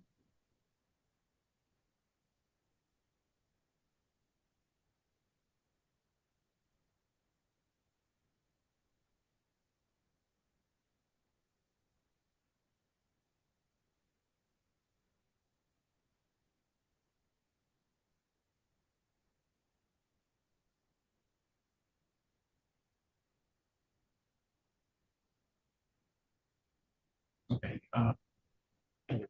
Cadell. This is file 19, I'm sorry, file 20-19914-FH, People versus Matthew Allen Cadell. We are here today for a hearing on a request and summons for probation violation. We are proceeding today in person. The courtroom is also open to the public. The record should reflect this matter was set for a probation violation summons on, or I'm sorry, set for today at 8:15 a.m. It is now 10:14 a.m. Mr. Cadell has not appeared. The alleged probation violation is related to a guilty plea that Mr. Cadell entered for a use of cocaine charge back on July 2nd and is set for sentencing on August 8th.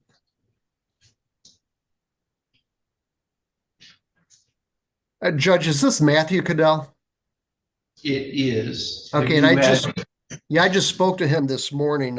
He just had a positive swab for both cocaine and also THC. Let me give him a call real quick and see if he could log on. Okay. Mr. Glazer, do you need to speak to Mr. White Eagle?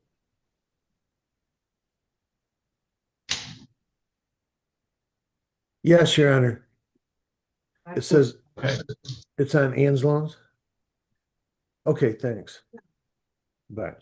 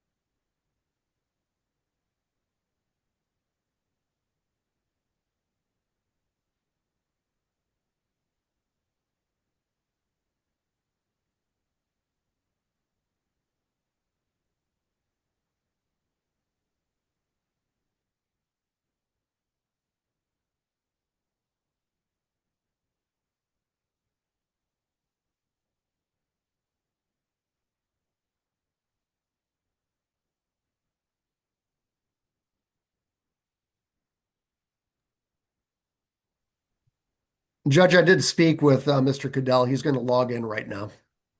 Okay, thank you.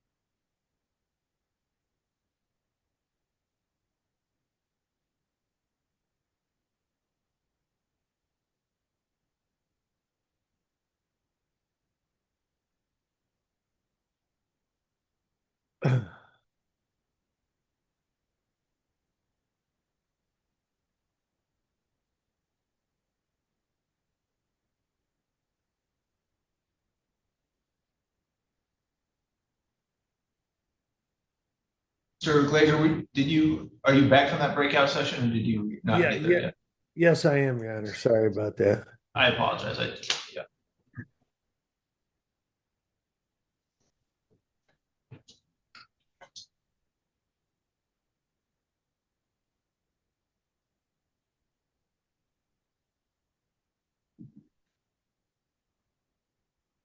This is file 23-21423-FH and 25-22235-FH. People versus John F. Kennedy White Eagle. We are here today for a probation violation in the 23 case and a pretrial in the 25 case. 25 case also has a pending contempt for alleged violation of bond conditions. First, I have the attorneys place their appearances on the record, beginning with Ms. McClure. B. McClure, may I have the people? John Glazier on behalf of the defendant, Your Honor. And where are we with Mr. White Eagle's cases today, Mr. Glazier? Your Honor, on the underlying file here, he's going to plead guilty to count 2, possession of cocaine and driving a motor vehicle without insurance, with the understanding that all the other charges in the habitual offender to be dismissed.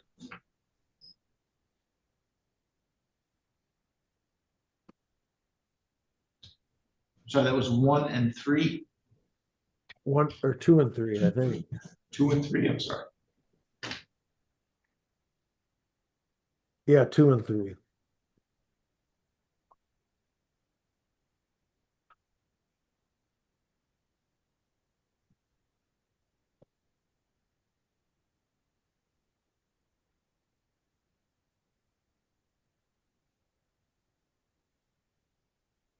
Ms. McClure, is that a complete and accurate statement of the plea agreement?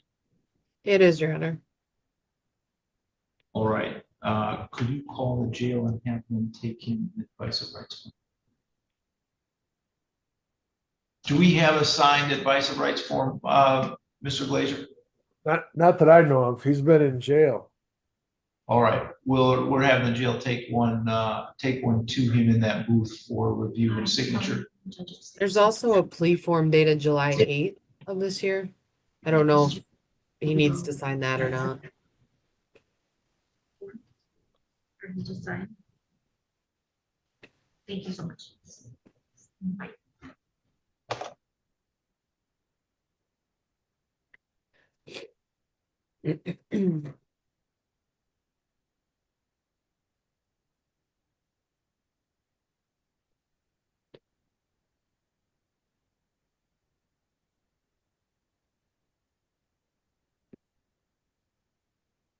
And I'm sorry, Mr. Glazier, did you say what he was going to do with the contempts? Your Honor, what are the contempt of courts for testing positive, and what's the other contempt? I think it's just that. It's just the one for a positive test.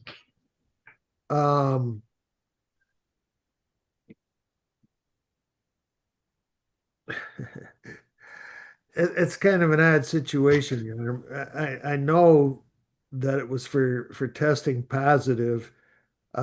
We can set it for a hearing if you want. The situation is my client, he said he took a test and it had a faint line and they told him not to worry about it. He tried to talk to Miss Teskey about it and she was busy in a meeting and then it just got issued. But he says he hasn't used any. He's got a sheet showing he's going to all his AAs. He's got all the sign-ins for that. Is that AA or NA? That's AA. NA. AA. And we're trying to get him into a program, Your Honor. But he knows he's not going to win a contempt trial. But I guess he'd plead guilty with that explanation. He doesn't believe he was using any drugs. Judge, I wanted to point out that he was taken into custody in your courtroom on July 2nd. You ordered for him to do a drug screen for me, offered him a test, and he refused to do it. Yeah, Your Honor, I'd like to point out also, he came in and told me it was for him. Now, I had been one test where the cup was no good, and he did not inform me that it was you, Your Honor. And I apologize for that because I thought it was for him, and I have already had a faint line with the cup. Had I known it was for you, I was already upset, which I apologize for. That's why I refused it, not because I was dirty, because I was not dirty at all. I have been clean ever since I did the 30 days I got out. I knew what was at stake. I did everything I was supposed to be doing. I signed up for the outpatient. I was going to meetings, which I have paperwork right here every day for the 90 days. I reported to Miss Teskey that it was impossible that I was dirty. And the minister, he even told me that it was a thin line. Don't worry about it. But then the second one came dirty for a false positive for a Suboxone. I don't even know what a Suboxone is. Then I left a message with Miss Teskey. I got no reply back. I went down there in person because I was having problems paying for it. I went to look for Mr. Darren at the downstairs of probation and ask him, could he take the test for me for free because I was having problems borrowing money. They said no. That's when I went back and I borrowed money from my mom again, and I tested positive with a thin line for that Suboxone. So then Monday morning, I went in there and told Miss Teskey, I said, hey, I need to talk to you. She said, I can't right now. I'm in a meeting. I said, hey, I got 2 false positives, for one for cocaine and another one for a drug that I've never even seen. And she goes, well, I can't help you right now. I'm in a meeting. I said, it's not fair to me and my sobriety. And nobody would listen to me. So then I came again, when I came to court, somebody had issued a arrest warrant. I don't know if that information, Ms. Teskey had passed that along to anybody. I've been doing everything, Your Honor. I've been clean. All right. What I will do is I'm just going to set that over. Obviously, if she's going to plead guilty, we're going to set a sentencing date for those. I'll just set that over until that date, and we'll figure out what to do with it at the sentencing hearing. Okay. Mr. White Eagle, would you raise your right hand? Yes, sir. You swear or affirm to tell the truth, the whole truth, and nothing but the truth under penalty for perjury? Yes, sir, I do. And you are John F. Kennedy White Eagle? Yes, sir. Mr. White Eagle, you've heard the statement of your attorney and the prosecuting attorney. Is it your intention to plead guilty today to count 1, possession of cocaine of less than 25 grams? Yes, sir, it is. Is it also your intention to plead guilty today to count 3, operating a motor vehicle without security? Yes, sir, it is. You can put your hand down if you want. Do you understand that the maximum possible penalty for the possession of cocaine charge is up to 4 years in prison and or a $25,000 fine? Yes, sir, I do. Do you understand that the maximum possible penalty for the operating without security charge is up to 1 year in jail and or not less than a $200 nor more than a $500 fine? Yes, sir, I understand. Are you satisfied with Mr. Glazier and the advice that he's given you? Yes, sir, I am. Neither the prosecutor, defendant, or anyone acting on the defendant's behalf has discussed a possible sentence with the court. Is that correct, Ms. McClure? That's correct. Mr. Glazier? That's correct, Your Honor. If a guilty plea is accepted, there'll be no trial. That means you're giving up the rights that you would have had at trial. I'm going to explain those rights to you now to make sure that you understand them. You do have the right to a speedy public trial by jury. You could ask for a non-jury trial. And if the prosecutor and the court agreed, you could have a non-jury trial. You have the right to be presumed innocent until proven guilty beyond a reasonable doubt. You have the right to have the prosecuting attorney prove beyond a reasonable doubt that you are guilty, and you do not have to prove anything. You have the right to be present at your trial, to have the witnesses against you appear at your trial, and to ask those witnesses questions. You have the right to have the court order any witnesses you have for your defense to appear at your trial. You have the right to remain silent during your trial and not have that silence used against you. However, you also have the right to testify at your trial if you wanted to testify. Do you understand, Mr. White Eagle, that if your plea is accepted, you may be giving up the right to appeal issues that would otherwise be appealable if you were convicted at a trial? Yes, sir, I do. Do you also understand that any appeal from the conviction and sentence pursuant to your plea would be by application for leave to appeal and not by right? Yes, sir. If you are not a citizen of the United States of America, conviction of a crime can result in deportation, exclusion from admission to the United States of America, or denial of naturalization. Do you have any questions about any of those rights? No, sir, I do not. Do you understand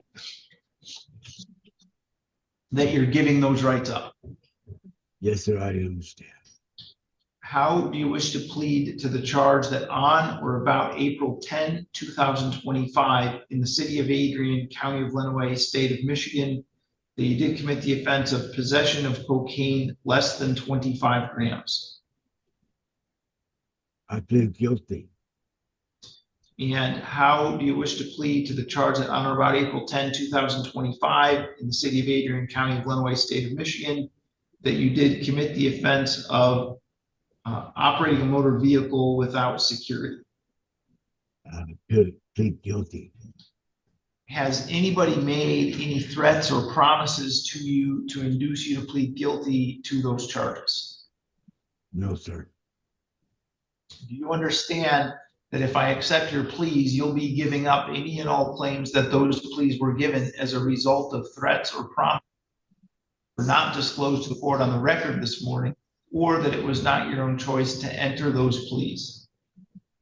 I understand that. Is the prosecutor or defense counsel aware of any promises, threats, or inducements other than the plea bargain to induce Mr. White Eagle to plead guilty? No, Your Honor.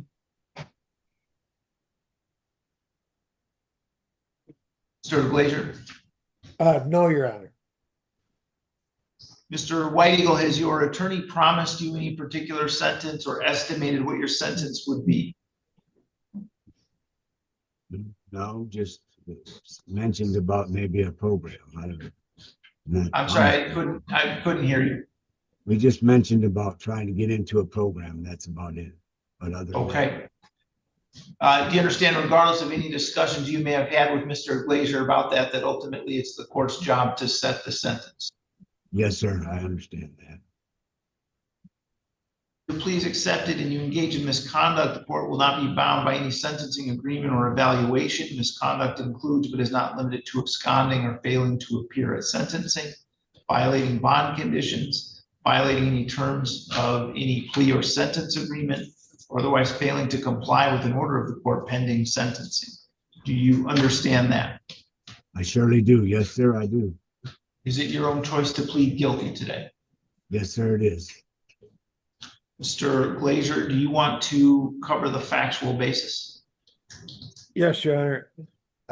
Mr. White Eagle, back on April 10th of this year, you came into contact with the police, is that correct? Yes, that is correct. And that was here in Lenawee County in the state of Michigan? Yes, sir, it was. And at that time, you had in your possession some cocaine, is that correct? Yes. All right, and you also were driving a car without any insurance, is that correct? Yes, sir. All right, I don't have any other questions, Your Honor. All right. Ms. McClure, any questions? No, satisfied, Your Honor. All right. Has the court complied with MCR 6.302 B, C, and D, Ms. McClure? It has. Mr. Glazier? Yes, Your Honor. All right, I will accept the plea then. It's been given understandably, voluntarily, and accurately. Mr. White Eagle has had full knowledge of his rights and he has had competent counsel.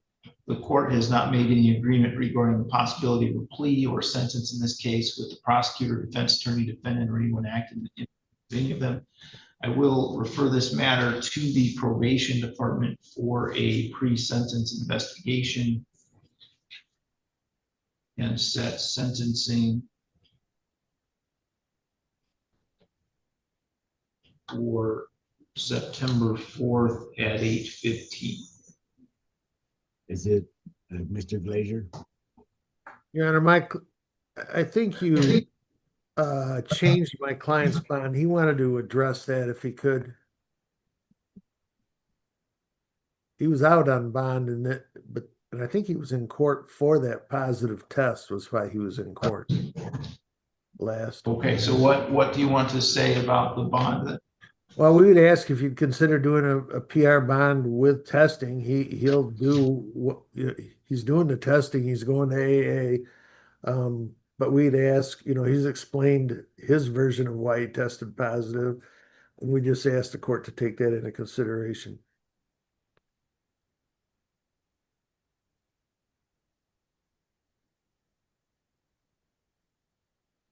Ms. McClure, is there anything the people would like to say with respect to that issue?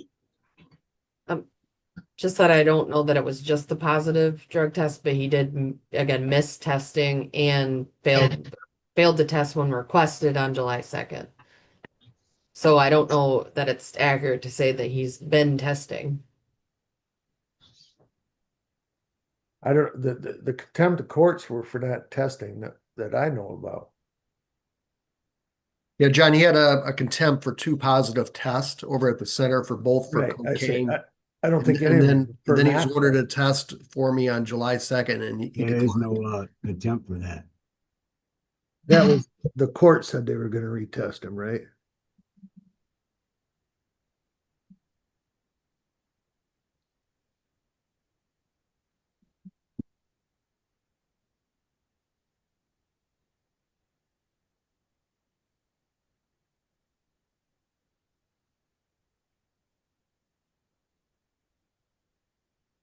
The only thing I can tell you, Your Honor, is he's been, this has been pending a while, and that's the only allegation of a false positive. There aren't any allegations that he missed any testing. Well, in May he did test positive and was sentenced for 30 days. Yeah, that's what we're here on now. That was handled on July 2nd, the judge. That was a separate contempt. Those are separate incidents, Mr. Glazer. Yeah. Well, I'm not aware of the one in May. I don't have anything in my notes about that. Yeah, he tested positive on 6/23 and also 6/24 for the cocaine. But prior to that, he's had Correct. other contempts while the case has been pending. Correct. I don't have any I've notes. already did time for those contempts, so. I don't have any notes to that effect in my file. I'm unaware if he did. Because I've Well, I'm already looking done at a judgment of contempt where he was sentenced to 30 days for contempt of court on May 21st. Yes, sir. Okay. Yeah, I Okay. must not have handled it because it's not in my file. And I've been clean ever since.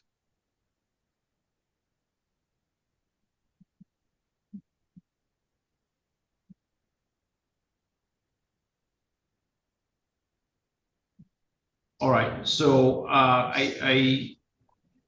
what I will be willing to do is modify the bond so that he can enter an inpatient treatment facility. Okay. I'm not willing to do a straight PR bond at this time, given what's in front of me, but it appears that Mr. White Eagle is interested in doing treatment, and I'm willing to do that. So Thank you, I sir. will modify the bond so that he can be released to an inpatient treatment facility. Yeah. The girl in my office says, make sure that that's in the order, that he can be released, and she'll try to get him in.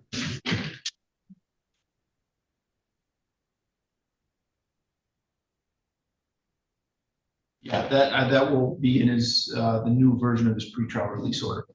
Okay, thank you, Your Honor. Thank you. Is there a violation? A probation file? There is, thank you.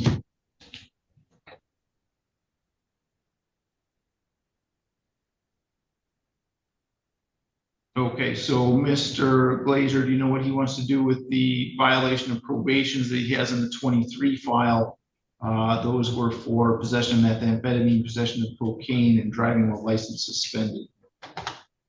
He'll plead to that based on the possession of cocaine, Your Honor. All right, Mr. White Eagle, do you understand that with respect to the violation of probation in the 2023 case, you would have all the same rights that I've already described to you? Yes, sir. Do you understand that in that case, you had pled guilty to possession of methamphetamine, and the maximum possible penalty for that offense is up to 10 years in prison? Yes, sir.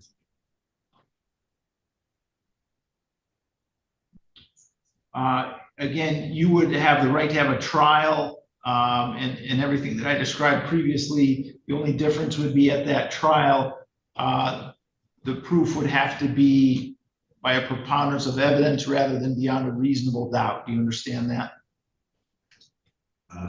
So yeah, we're talking about the violation of that case?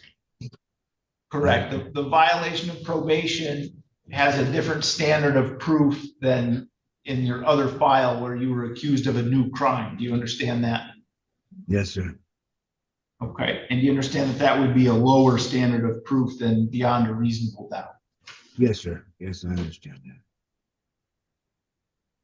that. And so how do you want to plead today that you violated your probation in the 23-21423-FH case by being in possession of cocaine?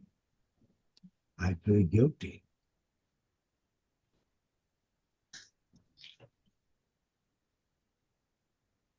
Do you understand that by pleading guilty to that violation of probation, you're giving up all those rights that we talked about earlier? Yes, sir, I do. Has anything been promised to get you to plead guilty to this violation of probation? No, sir. Have you been threatened in any way in order to get you to plead guilty to the violation of probation? No, sir. If I accept the pleas, you're giving up any claims that the plea was given as a result of threats or promises that were not disclosed to the court on the record today, or that it was not your own choice to enter the plea. Do you understand that? Yes, sir. Is it your own choice to plead guilty? Yes, sir. So in that 2023 case, you had been on probation since about September or October of 2023. Is that right? Yes, sir.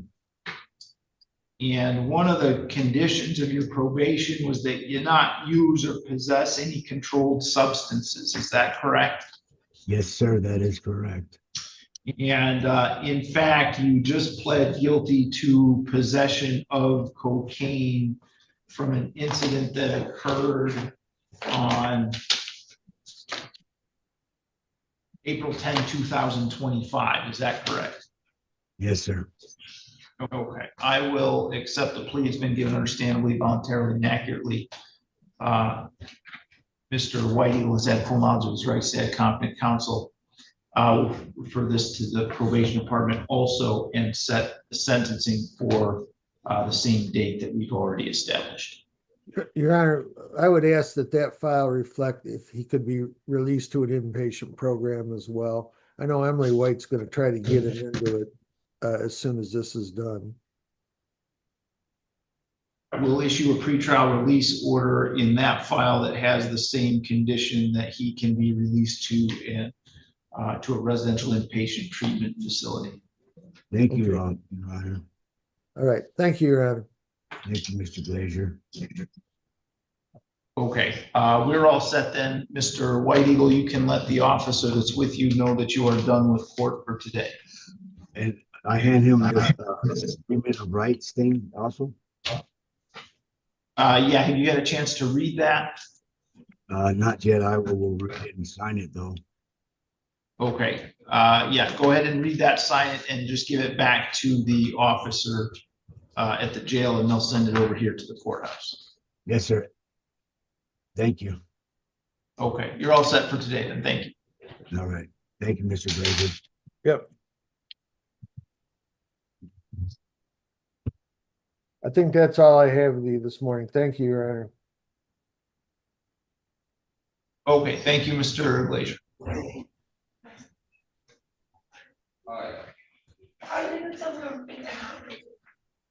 I have no idea what you're talking about. She just told me that she don't feel like I'm woke up out of my sleep.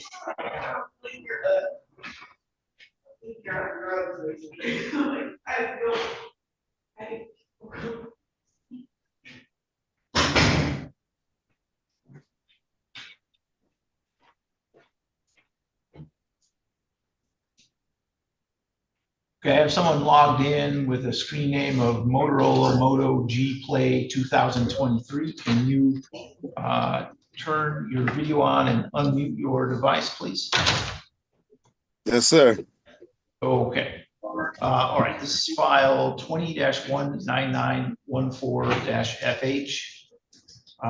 People versus Matthew Allen Cadell. We are here today for an arraignment on a request and summons for probation violation. Sir, you are Matthew Allen Cadell? Yes, sir.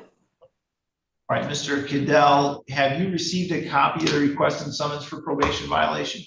No, I didn't. I ain't even know I had court today for this. I thought all this was wrapped up in my plea agreement. Okay.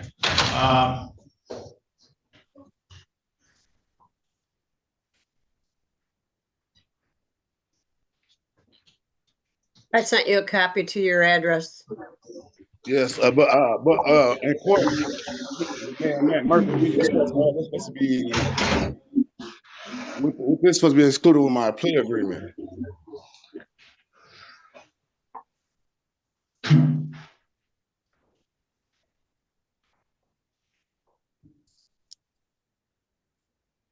Well, it couldn't be included in your plea agreement because it wasn't charged until after you pled. So this is an alleged probation violation on an older file. Okay. Give me just a moment here.